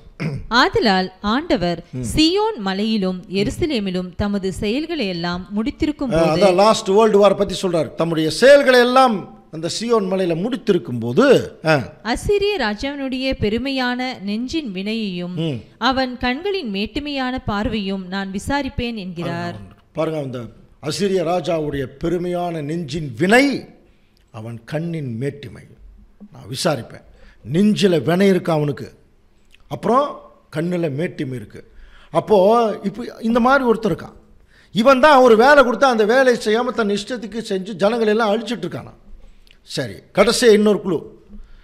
அந்த அசீரியன் எப்படி இருக்கானா, கோடாரியானது தன்னை வெட்டுகிறவனுக்கு விரோதமாய் மேன்மை பாராட்டலாமோ, வாளானது தன்னை கையாடுவனுக்கு விரோதமாய் மேன்மை பாராட்டலாமோ. பாராட்டினா எப்படி தெரியுமா இருக்குமா? தடியானது தன்னை பிடித்தவனை மிரட்டின மாதிரி இருக்குமா. இப்போது நம்ம ஒரு கையில் ஒரு தடி வச்சுருக்கோம், அந்த தடி பிடிச்சவங்களை மிரட்டினா எப்படி இருக்கும்? அந்த மாதிரி ஒருத்தர் இருக்கானா. இப்போ நீங்களே சொல்லுங்கள் பார்க்கலாம், அந்த அசீரியன் யார்? அவன் யார்? கோபத்தின் கோல். தேவன் அவனுக்கு ஒரு வேலை கொடுத்தா அவன் தன்னுடைய வேலையை செஞ்சுட்டு ஜனங்களெல்லாம் அழிச்சிட்ருக்கிறான். அவன் கையில் இருக்கிற கோடாரி மாதிரி கையில் கோடாரியை பிடிச்சிட்டு இருக்கிறவரையே மிரட்டுறானா. அப்போ அவனுக்கு எந்த அளவுக்கு ஒரு தெய்வ பயம் இல்லாத ஒரு நிலைமையில் இருப்பான்னு பாருங்கள். அப்போ அவன் மனசில் நெஞ்சின் வினை மேட்டிமை. இத்தனையும் கன்சால்டேட் பண்ணி சொல்லுங்க, யார் இந்த அசீரியன்? இந்த மாதிரி குணமுள்ளவன் யாருங்க? தேவனுடைய பிளானில் உள்ளே போய் பார்த்தீங்கன்னா தெரிஞ்சிடும் இல்லையா யாரை குறிக்குது? சத்தான். நல்லா புரிஞ்சுக்கலாம். அவன் தான் ஆப்போசிட்டில் தேவனே இழுத்து கொண்டு வரான். அப்போது இந்த அசீரிய நாட்டு ராஜா எப்படி வந்தானோ அந்த மாதிரி ஒட்டுமொத்த உலக ஜனங்கள் அந்த இராணுவம் வரும்போது தேவன் என்ன செய்ய போகிறார்னா, அந்த எசேக்கியாவை காப்பாற்றினது போல இஸ்ரேல் ஜனங்களை, அதில் மீதியானவர்கள், அதில் பார்த்தீங்கன்னா எதனால் இஸ்ரேல் ஜனங்களை அங்கே எசேக்கியாவை தேவன் காப்பாற்றுறாருன்னா, அவர் கடைசி நேரத்தில் அழுது தேவனிடத்தில் மன்றாடுறார். அந்த மாதிரி ஒரு வகுப்பார் இருப்பாங்களாம். அந்த வகுப்பாருக்காகவே தேவன் இஸ்ரேல் ஜனங்களை அசீரியன் இடத்துலேருந்து என்ன செய்கிறார்? அவர் அங்கே காப்பாற்றுறார். அது எப்படி அப்படின்னு சொல்லும்போது, இவர் மரணப்படுக்கையில் இருக்கிறார். மரணப்படுக்கையில் இருக்கும்போது இப்போ ஒரு அடையாளம் கேட்டார் பாருங்க. என்ன அடையாளம்?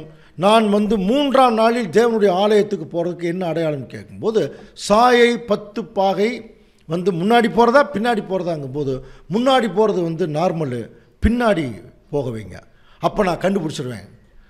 அப்போது அன்னைக்கு என்ன நடந்திருக்க வேணும்னு சொல்லி இந்த தீர்க்க தரிசனம் சொல்லுதுன்னா, தேவன் நார்மலாகவே முன்னாடி போன சூரியன் பின்னாடி போகிறதுக்கான வாய்ப்பு இல்லை. ஆனால் அந்த நிழல் மறுபடியும் பின்னாடி விழுகணும்னா அங்கே ஒரு சூரிய கிரகணம் நடைபெற்று இருக்க வேணும். இது என்ன ஆச்சரியம்னா, இதே டைமில் ஒரு லிட்ரலாகவே ஒரு சூரிய கிரகணம் நடந்திருக்கு. அதுக்கு நமக்கு பைபிளில் சில ரெஃபரன்ஸ் கொடுத்துருக்காங்க. ரெஃபரன்ஸ் பைபிளில் 702வது வருஷத்தில் பாருங்கள், மார்ச் மாதம் ஒரு சூரிய கிரகணம் நடந்திருக்குது. அதுக்கு சில விளக்கங்கள் சொல்கிறாங்க. பட் அது நமக்கு பெருசாக எடுத்துக்க வேண்டாம். பட் அந்த சூரிய கிரகணத்தினுடைய ஆவிக்குரிய பொருள் என்னன்னு தெரிஞ்சுக்கலாம். சூரிய கிரகணம் வரும்போது என்ன நடக்கும்? சூரியனுக்கும் பூமிக்கும் நடுவில் நிலா வரும் இல்லையா? அப்போ அந்த நிலா வந்து பூமியை பார்த்த பகுதி எப்படி இருக்கும்னா இருட்டாக இருக்கும் ஒரு குறிப்பிட்ட காலம், அதுக்கப்புறம் விளக்கிடும். அதே மாதிரி தான் இஸ்ரேல் ஜனங்களை தேவன் இந்த பூமியிலிருந்து அவர் வந்து சேவ் பண்ணி எடுக்கும்போது பாருங்க, வாசிக்கலாம். ஆமோஸ் 9:12 வாசிக்கலாம். அந்நாளிலே விழுந்து போன தாவீதின் கூடாரத்தை நான் திரும்ப எடுப்பித்து அதன் திறப்புகளை அடைத்து அதில் பழுதாய் போனதை சீர்படுத்தி பூர்வ நாட்களில் இருந்தது போல அதை ஸ்தாபிப்பேன் என்று. நமக்கு தெரியுது இஸ்ரேல் ஜனங்களுடைய கூட்டி சேர்ப்பை பற்றி சொல்றாரு. விழுந்து போன தாவீதின் கூடாரத்தை எழுப்பித்து கட்டுவேன். இதில் கொஞ்சம் கவனிங்க. அந்நாளிலே இருக்கா, நமக்கு பர்டிகுலராக அந்நாள்னாலே கிறிஸ்துவுடைய ராஜ்யத்தின் ஆரம்பம். அதான் சொல்கிறார். அப்போ கிறிஸ்துவுடைய ராஜ்யம் ஆரம்பித்தோடனே இப்போ என்ன செய்கிறாருன்னா அந்த விழுந்து போன தாவீதின் கூடாரம் எடுப்பித்து கட்டியாச்சு. இப்போ இஸ்ரேல் ஜனங்கள் சொந்த நாட்டுக்கு வந்தாச்சு. அதே மாதிரி அந்நாளில் என்ன நடக்குமா பாருங்க. அந்நாளிலே நான் மத்தியானத்திலே சூரியனை அஸ்தமிக்க பண்ணி பட்ட பகலிலே தேசத்தை அந்தகாரப்படுத்துவேன். அப்போ பட்ட பகலில் ஒரு பர்டிகுலரான இடம் அந்தகாரம் ஆகுதுன்னா 2 ஆப்ஷன் தான். ஒன்று கடுமையான மழை இருக்கணும், அதாவது மேகமூட்டம், கருமையான மேகமூட்டம் இருக்கணும். இல்லைன்னா அந்த இடத்துல ஒரு சூரிய கிரகணம் நடைபெற்றிருக்கணும். அந்த இடம் தான் என்ன ஆகும்னா இருட்டாயிடும். புரியுதுங்களா? அப்போ அப்படி ஒரு விஷயம் இங்கே நடந்துட்டுருக்கான், கவனிக்கலாம். அப்போ பட்ட பகலை நான் சூரியனை என்ன பண்ண போகிறேன், அஸ்தமனம் பண்ண போகிறேன். இதே சகரியாவுக்கு கூட எழுதுகிறாப்பார். அந்நாளிலே வெளிச்சம் இல்லாமல் ஒருவேளை பிரகாசமும் ஒருவேளை மப்புமா இருக்கும். சகரியா 14:7 வாசிக்கலாம். ஒரு நாள் உண்டு, அது கர்த்தருக்கு தெரிந்தது, அது பகலும் அல்ல இரவும் அல்ல, ஆனாலும் சாயங்காலத்திலே வெளிச்சம் உண்டாகும். ஆனாலும் சாயங்காலத்திலே என்ன உண்டாகுமா, வெளிச்சம் உண்டாகும். ஒரு நாள் உண்டு, அது பகலும் அல்ல இரவும். அப்படின்னு என்ன அர்த்தம்? ஒரு வேளை ஒரு ரொம்ப இருட்டாக இருக்கும், ஒரு வேளை ரொம்ப வெளிச்சமாக இருக்கும். இதில் 1000 ஆண்டு அரசாட்சி சப்ஜெக்ட்லேயே படிச்சிருக்கிறோம். 1000 ஆண்டு அரசாட்சியுடைய ஆரம்பம் ரொம்ப இருட்டாக இருக்கும், அது மப்பும் மந்தாரமான நாள். அதுக்கப்புறம் கண்ணுக்கு தெரிகிற ராஜ்யம் வரும்போது அது மிக வெளிச்சமாக இருக்கும். ஸோ இது யோயேல் தீர்க்கதரிசி எப்படி எழுதுகிறார் பாருங்க. யோயேல் 3:13 வாசிக்கலாம். பயிர் முதிர்ந்தது, அரிவாளை நீட்டி அருங்கள், வந்து இறங்குங்கள், ஆலை நிரம்பி இருக்கிறது, ஆலையின் தொட்டிகள் வழிந்தோடுகிறது, அவர்களுடைய பாதகம், அவருடைய பாதகம் மிக பெரியது. பயிர் முதிர்ந்தது, இதுக்கெல்லாம் நமக்கு ஏற்கனவே தெரியும். அந்த அறுவடையினுடைய காலத்தை பற்றி சொல்றார். இன்னொன்று பொய்யான ஒரு சபை, அவங்களுடைய பாதகம் ரொம்ப பெருசாக இருக்குது. அதனால நியாய தீர்ப்பின் பள்ளத்தாக்கிலே ஜனங்கள் வந்து முன்னாடி அங்கே நிற்கிறாங்க. அப்போது சூரியனும் சந்திரனும் இருண்டு போகும், நட்சத்திரங்கள் ஒளி மங்கும். இதுக்கெல்லாம் நிறைய வசனங்கள் நமக்கு ஆதாரங்கள் உண்டு. சூரியனும் சந்திரனுங்கிறது என்ன அர்த்தம்? தேவனுடைய சத்தியங்கள், த காஸ்பிள் எல்லாமே கம்ப்ளீட்டாக இருண்டு போகக்கூடிய காலம். அடுத்த வசனம் வாசிக்கலாம் பாருங்க. யோயேல் 3:16. கர்த்தர் சியோனில் இருந்து கர்ஜித்து எருசலேமில் இருந்து சத்தமிடுவார், வானமும் பூமியும் அதிரும், ஆனாலும் கர்த்தர் தமது ஜனத்துக்கு அடையாளமும் இஸ்ரேல். என்ன சொல்றாருன்னா, சியோனிலிருந்து கர்ஜிக்கிறார், எருசலேமிலிருந்து சத்தமிடுறார், வானமும் பூமியும் அதிரும் போது அப்போ ஒரு மிகப்பெரிய அதிர்ச்சி இந்த பூமியில் வரும். அதை ஏற்கனவே படிச்சிருக்கிறோம். ஆனாலும் கர்த்தர் தமது ஜனத்துக்கு அடைக்கலமும் இஸ்ரேல் புத்திரருக்கு அரணுமான கோட்டையுமாயிருப்பார். எப்படி அன்னைக்கு அசீரியன் வரும்போது அந்த எசேக்கியா ராஜாவுக்கு தேவன் என்ன செஞ்சார்னா ஒரு அரணாக இருந்தார் இல்லையா, அந்த மாதிரி இஸ்ரேல் ஜனங்களுக்கு ஒரு கோட்டையுமாக இருப்பார். அதே மாதிரி என் பரிசுத்த பருவமாகிய சியோனிலே வாசமாயிருக்கிற நான் உங்கள் தேவனாய கர்த்தர் என்று நீங்கள் அறிந்து கொள்வீர்கள், இனி அந்நியர் உங்கள் பக்கத்திலேயே வர முடியாது. அப்போ இந்த டைமில் தான் ஒரு சூரிய கிரகணம் ஒரு நடைபெற்ற மாதிரி இப்போ கூட ஒரு சூரிய கிரகணம் நடைபெற்றுருக்குது. இது லிட்ரலாக இல்லை, ஆவிக்குரிய பொருள். சூரிய கிரகணத்தில் என்னென்னலாம் இருக்கும்? சூரியன் இருக்கும், பூமி இருக்கும், நடுவில் சந்திரன் இருக்கும். இந்த காரியங்கள் எதற்கு நிழலாக நமக்கு சொல்லப்பட்டிருக்குன்னு சொல்லி கவனிச்சின்னா அன்புக்குரிய சகோதரர்களே, சூரியன் வந்து ஆண்டவர் இயேசு கிறிஸ்துடைய 2ஆம் வருகை. சந்திரன்கிறதுல கொஞ்சம் கவனிச்சின்னா உயிர்த்தெழுந்த சபை. ஏன்னா அந்த சூரியனுக்கு பூமிக்கு இடையில் இருக்குது. அதே சமயத்தில் இந்த பூமியில் ஒரு இருட்டு வருது, ஒரு உபத்திரவ காலத்தை அது குறிக்கும். இங்கே என்ன நடக்குது இப்போ என்று சொல்லி ஒரு டயக்ராமில் நீங்கள் பார்த்தீங்கன்னா பாருங்கள், தான் சூரியன். இது வந்து ஆண்டவர் இயேசு கிறிஸ்துடைய 2ஆம் வருகையில் அவர் வந்திருக்கிற விஷயம். இது சந்திரன். சந்திரன் வந்து ஏன் இப்போ திருச்சபைக்கு நிழலாக சொல்லியிருக்கு அப்படின்னு பார்த்தீங்கன்னா, பழைய காலத்தில் சந்திரன் வந்து நியாயப்பிரமாணத்துக்கு ஒப்பிட்டு சொல்லியிருக்கு. அதாவது ஒரு இஸ்ரேல் ஜனங்கள் இருந்தபோது ஒரு கம்மியான வெளிச்சம் இருந்தது. ஆனால் கிறிஸ்து வந்ததுக்கப்புறம் இப்போ இந்த சந்திரன் யாருக்கு நிழலாக பைபிள் அதிகமாக சொல்லப்பட்டிருக்குன்னா திருச்சபைக்கு. ஏன் அப்படின்னா சூரியனிடத்திலிருந்து வெளிச்சத்தை வாங்கி தான் இருக்கிற இடத்துல சில ரிஃப்ளெக்ட் பண்ணக்கூடிய ஒரு விஷயம். அப்போ அந்த மாதிரி தான் சந்திரன் இருக்கிற மாதிரி தான் இன்றைக்கி திருச்சபை இருக்கா. அதுலேயே பார்த்தீங்கன்னா 2ஆம் வருகை வந்ததுக்கப்புறம் திருச்சபை 2 நிலைகள் இருக்கிறத கவனிக்கலாம். இதில் கவனித்து பார்த்தீங்கன்னா இந்த சூரியனை பார்த்த இடம் பாருங்கள், சூரியனை பார்த்த இடம் வந்து வெளிச்சமாக இருக்கும் சந்திரனில். அதே மாதிரி பூமியை பார்த்த இடம் எப்படி இருக்கும்னா இருட்டார். அப்போது சூரியனை பார்த்துருக்கிற சந்திரனுடைய பகுதி உயிர்த்தெழுந்த சபையை குறிக்கும், சந்திரனை பார்த்துருக்கக்கூடிய பகுதி மாம்சத்தில் இருக்கக்கூடிய சபையை குறிக்கும். இது வந்து இந்த உலகம். இப்போ உயிர்த்தெழுந்த சபையும் உலகத்தை விட்டு வெளியே வந்துட்டாங்க, அது சூரியனை பார்த்துருக்கு. மாம்சத்தில் இருக்கிற சபையும் இந்த உலகத்திலிருந்து வெளியே தான் இருக்கிறாங்க. ஆனால் இன்னும் உலகத்தை பார்த்துருக்கக்கூடிய நிலைமையில் தான் இருக்கிறாங்க. அப்போ இன்னும் கொஞ்ச நாளில் இதுவும் ஒரு மகா பெரிய அளவில் ஒட்டுமொத்த திருச்சபையும் வெளியே வரும். அப்போ என்னைக்கு ஒட்டுமொத்த திருச்சபையும் வந்து ஆண்டவர் இயேசு கிறிஸ்து கையில் வருதோ அன்னைக்கு இங்கே உலக மகா யுத்தம் ஸ்டார்ட் ஆகுமா. அப்போ தான் சொல்கிறார், அப்போ அசீரியன் வந்து தன்னுடைய படைகளை கொண்டு வரும்போது அவங்களுக்கு ஆப்போசிட்டில் தேவன் என்ன செய்வார்னா 7 மெய்ப்பர் அப்புறம் 8 அதிபதி முன்னாடி நிறுத்துவாராம். இவங்க தான் உலக யுத்தத்தையே நடத்த போகிறவர்கள். அப்படின்னா இவங்க யாருன்னு தெரியணுமா இல்லையா? முதல்ல 7 மெய்ப்பர் யாருன்னு கண்டுபிடிக்கலாம் பாருங்கள். யோவான் 10ஆம் அதிகாரம் 1ஆம் வசனம். மெய்யாகவே மெய்யாகவே நான் உங்களுக்கு சொல்லுகிறேன், ஆட்டு தொழுவத்துக்குள் வாசல் வழியாய் பிரவேசியாமல் வேறு வழியாய் ஏறுகிறவன் கள்ளனும் கொள்ளைக்காரனுமாய் இருக்கிறான். வாசல் வழியாக பிரவேசிக்கிறவன் பார்த்தீங்கன்னா நல்லவே, வேற வழியாக பிரவேசிக்கிறவன் கொள்ளைக்காரன். அப்படின்னா வாசல் வழியாய் பிரவேசிக்கிறவன் ஆடுகளின் மெய்ப்பனாக இருக்கிறான் சொல்லிட்டாரா? அப்படின்னா வாசல் எது? நானே ஆடுகளுக்கு பாருங்க வாசல். அடுத்த வசனம் நானே வாசல். அப்போது இயேசு கிறிஸ்து நம்ம வந்து மாம்சத்தில் இருக்கிற வரைக்கும் நம்மெல்லாம் ஆடு, கவனிங்க, அவர் மெய்ப்பர்.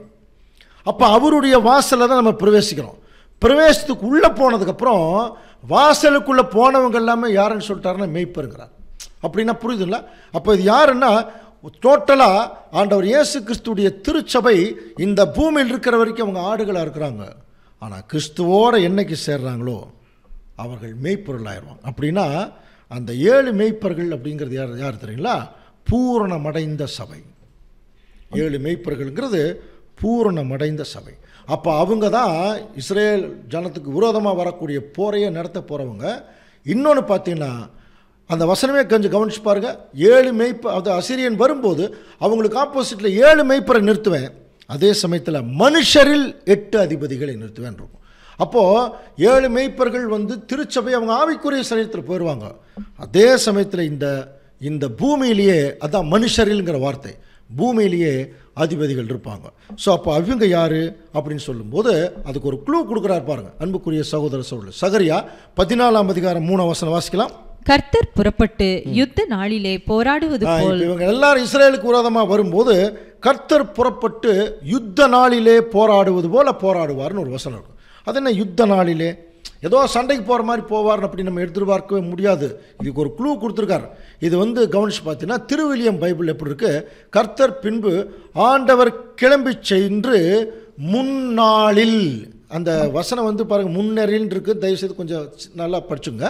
முன்னாளில் செய்தது போல அந்த வேற்றினத்தார் அப்படின்னு என்ன தெரியுங்களா? அதாவது ஏற்கனவே யுத்த நாள் இருந்துதான், அந்த யுத்த நாளில் தேவன் என்ன செஞ்சாரோ அதே மாதிரி இஸ்ரேல் ஜனங்களுக்கு தேவன் நன்மை செய்வார். இங்கிலீஷ்லேயே அப்படி பாருங்க, ஃபாட் இன் த டே ஆஃப் பேட்டில். ஏற்கனவே யுத்த நாள், அந்த யுத்த நாள் இருந்தது. அந்த யுத்த நாளில் தேவன் என்ன செஞ்சாரோ அதை செய்வார். அப்போ யுத்த நாள்ங்கிறது எப்போ? யுத்தங்கள் எப்போ நடந்ததுன்னா பழைய ஏற்பாட்டு காலத்தில் இதே இஸ்ரேல் ஜனங்கள் பல சந்தர்ப்பங்களில் புறஜாதிகளுக்கு அடிமைகளாக போன போது, புறஜாதிகிட்ட மாட்டிகிட்டு இருக்கும்போது ஒரு யுத்தம் வந்தது. அப்போது அந்த இஸ்ரேல் ஜனங்களை கவனிச்சு பார்த்தீங்கன்னா அந்த ஜனங்கள் இடத்திலிருந்து யுத்த நாளிலே அவர்களை தப்பிக்க வச்சதே யாருன்னு பார்த்தீங்கன்னா அன்றைக்கு இருந்த முற்பிதாக்கள், நியாயாதிபதிகள்லேயும் நிறைய பேர் இருக்கிறாங்க, ராஜாக்கள், இவங்கெல்லாம் என்ன செஞ்சாங்கன்னா, இவங்க தான் ஒரு யுத்தம் பண்ணி இஸ்ரேல் ஜனங்களை அங்கேருந்து வெளியே கொண்டு வந்தான். அதான் யுத்த நாளிலே. அப்படின்னா நல்லா புரிஞ்சுங்களா?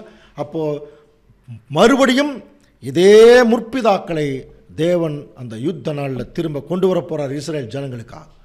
அவங்க தான் காப்பாற்றுவாங்களாம் இஸ்ரேல் ஜனங்களை. வாசிக்கலாம், ஏசாயா 1:25. நான் என் கையை உன்னிடமாய் திருப்பி உன் கழிம்பு நீங்க உன்னை சுத்தமாய் புடமிட்டு உன் ஈயத்தை எல்லாம் நீக்குவேன். பாருங்க, இஸ்ரேல் ஜனங்களை சொல்றார், உன்கிட்ட இருக்கிற எல்லா தவறையும் நான் நீக்குவேன். அப்படி நீக்கும்போது உன் நியாயாதிபதிகளை முன்னிருந்தது போலவும் உன் ஆலோசனைக்காரரை ஆதியில் இருந்தது போலவும் கட்டளையிடுவேன். முன்னிருந்தது அப்போ ஏற்கனவே இவர்களுக்கு நியாயாதிபதிகள் எல்லாம் கொடுத்துருந்தார் இல்லையா? அதே நியாயாதிபதிகளை மறுபடியும் திரும்பவும் அவர்களுக்கு என்ன செய்கிறார்னா கொடுக்க போகிறார்.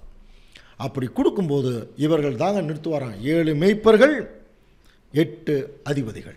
இதை நம்ம கவனிச்சு பார்த்தீங்கன்னா திருவிலியம் பைபிளில் மறுபடியும் பாருங்கள், வாசிக்கலாம். உனக்கு நேராக என் கைகளை நீட்டுவேன், உன்னை நன்றாக புடமிட்டு உன் களிம்பை நீக்குவேன், உன்னிடம் உள்ள உலோக கலவை அனைத்தையும் நீக்குவேன், முன்னாளில் இருந்தது போலவே உன் நீதிபதிகளை நான் என்ன செய்வேன், திரும்பவும் கொண்டு வருவேன். பாருங்க, உன் நீதிபதிகளை திரும்பவும் கொண்டு வருவேன், தொடக்க காலத்தில் இருந்தது போலவே உன் ஆலோசனைக்காரர்களை மீண்டும் தருவேன். அப்போது ஒரு மகா உலக யுத்தத்தினுடைய உச்சக்கட்டத்தில் தான் முற்பிதாக்களை இறக்குவாராம் தேவன் இஸ்ரேல் ஜனங்க மத்தியில். அது ஒரு மிகப்பெரிய அதிசயமாக நடக்க போகுது. அப்படி முற்பிதாக்களை இறக்கும்போது அவர்கள் சொல்கிறத கேட்பாங்க இஸ்ரேல் ஜனங்க. ஸோ இதைத்தான் எசேக்கியா ராஜா எப்படி குணமடைஞ்சார்னு படிக்கிறோம் தெரியுங்களா? எப்படி குணமடைஞ்சாராம் பாருங்கள், வாசிக்கலாம். ஏசாயா என்ன சொன்னார்? அத்திப்பழ அடையை கொண்டு வாருங்க, அதை கொண்டு வந்து பிளவையின் மேலே பற்று போட்ட உடனே அவன் பொழைச்சிக்குவான்னு சொன்னாங்க இல்லையா? இந்த அத்திப்பழ அடை, இந்த அத்திப்பழம் யாருக்கு நிழலாக சொல்லப்பட்டிருக்கு? வாசிக்கலாம், ஓசியா 9:10 வாசிக்கலாம். வனாந்திரத்தில் திராட்சை குலைகளை கண்டுபிடிப்பது போல இஸ்ரேலை கண்டுபிடித்தேன், அத்திமரத்தில் முதல் தரம் பழுத்த கனிகளைப் போல உங்கள் பிதாக்களை கண்டுபிடித்தேன். அத்திமரத்தில் முதற் பழம் பழுத்த கனிகளைப் போல உங்கள் பிதாக்களை கண்டுபிடித்தேன். அப்ப இந்த அத்திப்பழ அடைய வச்சுதான் இஸ்ரேல் ஜனங்கள் எசேக்கியா பொழைச்ச மாதிரி, புரியுதுங்களா? அப்ப அந்த முற்பிதாக்களை வச்சுதான் இஸ்ரேல் ஜனங்கள் உயிருக்கு அவர் கொண்டு வர போறார். இதையத்தான் மனுஷரில் 8 அதிபதிகள். ஸோ இவங்க தான் அந்த முற்பிதாக்கள். இதில் ஒரு சின்ன குழு இருக்குது. அது ஏன் 8 அதிபதிகள்னு போட்டிருக்கு? 7 மேய்ப்பர்கள்ங்கிறது பூரணமடைந்த திருச்சபை. அப்போ 8 அதிபதிகளுக்கு 8க்கு ஏதாவது நமக்கு விளக்கம் இருக்கான்னு சொல்லி கவனிக்கும்போது, அதாவது 7க்கு அடுத்ததுன்னா அதுக்கு நிறைய பேர் இருக்கிறாங்கன்னு புரிஞ்சுக்கலாம். ஆனால் இன்னும் சில ஆராய்ச்சியாளர்கள் அந்த முற்பிதாக்களுக்கு இருந்த சில குணலட்சணங்களை ஒரு 8 குணலட்சணங்களாக அங்கே பிரிக்கிறாங்க. இது எசேக்கியேல் தேவாலயம் அப்படின்னு ஒரு சப்ஜெக்ட் எடுத்தோம் பல வருஷங்களுக்கு முன்னாலே. யூத் கன்வென்ஷன்லாம் பெரிய பெரிய சப்ஜெக்டாக பார்த்துருக்கோம். எசேக்கியேல் கண்ட தேவாலயம், அதில் அந்த 8 படிகள் வரும். அந்த படிகளை கூட இதுக்கு ஒப்பிட்டு நம்ம சொல்லலாம். அது பாருங்கள், 2 பேதுரு 1:5 6 வாசிக்கலாம். இப்படி இருக்க நீங்கள் அதிக ஜாக்கிரதை உள்ளவர்களாய் உங்கள் விசுவாசத்தோட தைரியத்தையும், விசுவாசம் 1, தைரியம் 2, தைரியத்தோட ஞானத்தையும், ஞானம் 3, ஞானத்தோட இச்சை அடக்கத்தையும், இச்சை அடக்கம் 4, இச்சை அடக்கத்தோட பொறுமையும், 5, பொறுமையோட தேவ பக்தியும், 6, தேவ பக்தியோட சகோதர சிநேகத்தையும், 7, சகோதர சிநேகத்தோட அன்பையும் கூட்டி வழங்குங்கள். 8 பாருங்க, இந்த 8 குணலட்சணங்களை உடைய ஒரு நிலைமைக்குள்ளே அவங்க இருப்பாங்க அப்படிங்கிறத ஒரு ஒப்பிட்டு சொல்கிறாங்க. இது எந்த அளவுக்கு கரெக்டாக பொருந்தி வரும்னு நம்ம கொஞ்சம் ஆராய்ச்சி பண்ணி வேணால் நம்ம பார்க்கலாம். ஸோ அன்புக்குரிய சகோதர சகோதரி, அப்போது இந்த 7 மேய்ப்பர்கள், இந்த 8 அதிபதிகள், இவங்க தான் என்ன செய்கிறாங்கன்னா அங்கே அவங்களுக்கு முன்னாடி நிற்கிறாங்க. அப்போது இஸ்ரேல் ஜனங்களுக்கு எப்படி எசேக்கியாவுக்கு உயிர் வந்ததோ அந்த மாதிரி என்ன சொல்கிறார்? உங்கள் இருதயத்திற்கேற்ற மேய்ப்பர்களை நான் உங்களுக்கு கொடுப்பேன், அவர்கள் உங்களை அறிவோடு புத்தியோடு மேய்ப்பார்கள். அப்போது நமக்கு நல்லா புரிஞ்சுக்கலாம். அப்போ இவங்க எசேக்கியா ராஜா அங்கே மரணப்படுக்கையில் இருக்கும்போது தேவன் அவருக்கு மன்றாடுனே எத்தனை வருஷத்தை கூட்டி கொடுத்தாராம்? அவருடைய வாழ்நாட்டில் 15 வருஷம் இல்லையா? அதை எப்படி நம்ம கணக்கு போடுறாருன்னு சொல்லி கவனிக்கும்போது இந்த 7 மேய்ப்பர்கள் ப்ளஸ் 8 அதிபதிகள், இவங்க 2 பேரும் இஸ்ரேலுக்காக அங்கே முன்னாடி நிற்கும்போது அவங்க அந்த 15 வருஷம் எப்படி கூட்டி கொடுக்கப்பட்டதோ அதே மாதிரி அவங்களுக்கு என்ன வந்ததுன்னா உயிர் வந்தது. அப்போ 7 மேய்ப்பர்களும் 8 அதிபதிகளும் சேர்ந்து தான் இந்த உயிரை என்ன செய்ய போகிறாங்க இஸ்ரேல் ஜனங்களுக்கு அங்கே கொடுக்க போகிறத நம்ம கவனிக்கலாம். ஸோ கடைசியாக நம்ம பார்க்கும்போது ஏசாயா 45ஆம் அதிகாரத்தில் இப்போது ஒரு மகா பெரிய ஒரு யுத்தம் நடக்கிறதுக்கு ஆயத்தமாகுது. அந்த யுத்தத்தை நடத்துகிறவங்களே மேலிருந்து திருச்சபை தான். இப்போ தேவன் என்ன செய்கிறாருன்னா இந்த திருச்சபைக்கு ஒரு சில காரியங்கள் சொல்கிறார் பாருங்க, வாசிக்கலாம். ஏசாயா 45ஆம் அதிகாரம் ஏசாயா 13:2 வாசிங்க. உயர்ந்த பர்வதத்தின் மேல் கொடியேற்றுங்கள், உயர்ந்த பர்வதத்தின் மேல் கொடியேற்றுங்கள், உரத்த சத்தமிட்டு ஜனங்களை வரவழையுங்கள், அவர்கள் பிரபுக்களின் வாசல்களுக்குள் பிரவேசிப்பதற்கு சைகை காட்டுங்கள். பாருங்க, உயர்ந்த பர்வதத்தின் மேல கொடியேற்றி நிறைய ஜனங்களை கூப்பிடுங்க, அவங்க பிரபுக்களுடைய வாசலுக்கு போறதுக்கு சைகை காட்டுங்க. நான் பரிசுத்தமாக்கினவர்களுக்கு கட்டளை கொடுத்தேன், என் கோபத்தை நிறைவேற்ற என் பராக்கிரமசாலிகளை அழைத்தும் இருக்கிறேன். இப்போ என்ன செய்ய போகிறாரா, ஒரு பெரிய கோபத்தை நிறைவேற்ற போகிறார். அதுக்கு தன்னுடைய பராக்கிரமசாலிகளை இப்போ கூப்பிட்றாராம். கவனிங்க, யார் இந்த பராக்கிரமசாலிகள், எப்படி கூப்பிட்றார் பாருங்க. அடுத்த வசனம் 26ஆம் வசனம். அவர் தூரத்தில் உள்ள ஜாதியாருக்கு ஒரு கொடியை ஏற்றி அவர்களை பூமியின் கடையாந்தரங்களில் இருந்து பயில் காட்டி அழைப்பார். தூரத்துள்ள ஜாதியாருக்கு ஒரு கொடியை வேற ஏற்றி வச்சிருக்காராம். இயேசு கிறிஸ்து வந்து ஒரு கொடி ஏற்றி சிக்னல் காட்டி கூப்பிட்றாராம், பயில் காட்டி அழைப்பார். அப்போ அவர்கள் வேகமும் தீவிரமாய் வருவார்கள். இவங்க தாங்க அந்த பராக்கிரமசாலிகள். இது யாருன்னு கண்டுபிடிச்சா இந்த சப்ஜெக்ட் ஓவர், முடிஞ்சது. சரியா? அப்போ ஒரு கொடி, இயேசு கிறிஸ்து வந்து இப்போ ஒரு கொடி காட்டி கூப்பிட்றாராம். இப்போ நமக்கு கூட பார்த்தீங்கன்னா எல்லாத்துக்குமே ஒரு கொடி சிம்பிள் இருக்கா இல்லையா? இப்போ இயேசு கிறிஸ்து வந்து என்ன கொடியை அவர் காட்டுறாருன்னு சொல்லி பார்த்தீங்கன்னா யூதா ராஜசிங்கம். அப்போ சிங்கம் அப்படிங்கிறனாலே புரிஞ்சுங்களா, சிங்க ஆசனத்தில் உட்கார்றாங்க பாருங்க, அவங்க தாங்க பராக்கிரமசாலிகள். கடைசியாக சொல்கிறார், 7ஆம் சபைக்கு சொல்லும்போது கூட படிக்கிற முடியாது, நான் ஜெயங்கொண்டு என் சிங்காசனத்தில் உட்கார்ந்தது போல ஜெயங்கொள்ளுகிறவனை என்னுடைய சிங்காசனத்தில் உட்கார வைக்கிறேன். அப்போது சிங்காசனத்தில் உட்கார்றதுக்கு சில பராக்கிரமசாலிகளை அங்கே என்ன பண்ணியிருக்காரு, பயில் காட்டி சிக்னல் காட்டி கூப்பிட்டுருக்காராம். நிறைய பேர் வந்திருக்காங்க. இதில் யார் ராஜாவாக போகிறவங்க அப்படிங்கிறத அடுத்த வசனம் நிர்ணயிக்கும். வசனம் வாசிக்கலாம் பாருங்க. ஏசாயா 5ஆம் அதிகாரம் 27ஆம் வசனம். அவர்களில் விடாய்த்தவனும் இடறுகிறவனும் இல்லை. இப்படி வர்றவங்கள ஒரு சோம்பேறியா யார் இருக்க மாட்டாங்களாம், இடறி போறவங்க இருக்க மாட்டாங்க. தூங்குகிறவன் இல்லை, உறங்குகிறவன் இல்லை. அவர்களில் ஒருவனுடைய இடுப்பின் கச்சை அவிழ்வதும் இல்லை. அப்போ எப்போதுமே கச்சை கட்டி என்ன ட்ரெஸ்ஸில் இருக்கிறவங்க யாருங்க, போர் வீரர்கள் தானே, அவங்க எப்போதுமே ட்ரெஸ்ஸில் இருப்பான். அவருடைய பாதரட்சையின் வார் அவிழ்ந்து போவதும் இல்லை. நமக்கு ஏற்கனவே தெரியும் இல்லையா, சமாதானத்தின் சுவிசேஷத்துக்குரிய பாதரட்சை. இப்படி இருக்கணுமா தேவனுடைய பிள்ளைகள், சுறுசுறுப்பாக இருக்கணும் தேவனுடைய வேலை செய்கிறதுல, எந்த வகையிலையும் இடரக்கூடாது. இப்போ அவங்களுக்கு தான் என்ன செய்கிறாருன்னா, திரளான ஜனத்துக்கொத்த வெகு ஜனத்தின் இறைச்சலும் கூட்டப்பட்ட ஜாதிகளின் ராஜ்யங்களின் அமளியான இறைச்சலும் மலைகளில் கேட்கப்படுகிற ராஜ்யம். ஏற்கனவே படிச்சிருக்கோம் இல்லையா. இப்போ தேவன் என்ன செய்கிறார்னா, சேனைகளின் கர்த்தர் யுத்த இராணுவத்தை லக்கம் பார்த்து கொண்டிருக்கிறார். அவருடைய யுத்த இராணுவம் ரெடியா, 7 மேய்ப்பர்கள், புரியுதுங்களா? அப்போ லக்கம் பார்க்கிறாருன்னா புரியுது இல்லையா? இப்போ இன்னும் 1,44,000 பேரில் கொஞ்சம் பேர் இப்போ எஞ்சி இருக்கிறார்கள். அவங்கள தான் லக்கம் பார்த்துட்டு இருக்கிறார். அவங்க செலக்ட் ஆகி முடிச்சிட்டாங்கன்னா இந்த 3ஆம் உலக யுத்தம் ஸ்டார்ட் ஆகிடும்.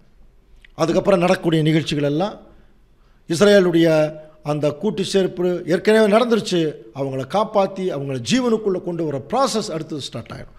ஸோ இப்போ தேவன் என்ன செய்கிறாருன்னா, கடைசியாக வந்திருக்கக்கூடிய கடைசி கால தேவனுடைய பிள்ளைகள் இப்படித்தான் இருக்க வேணும்னு ஒரு சிக்னல் காட்டியிருக்கார்.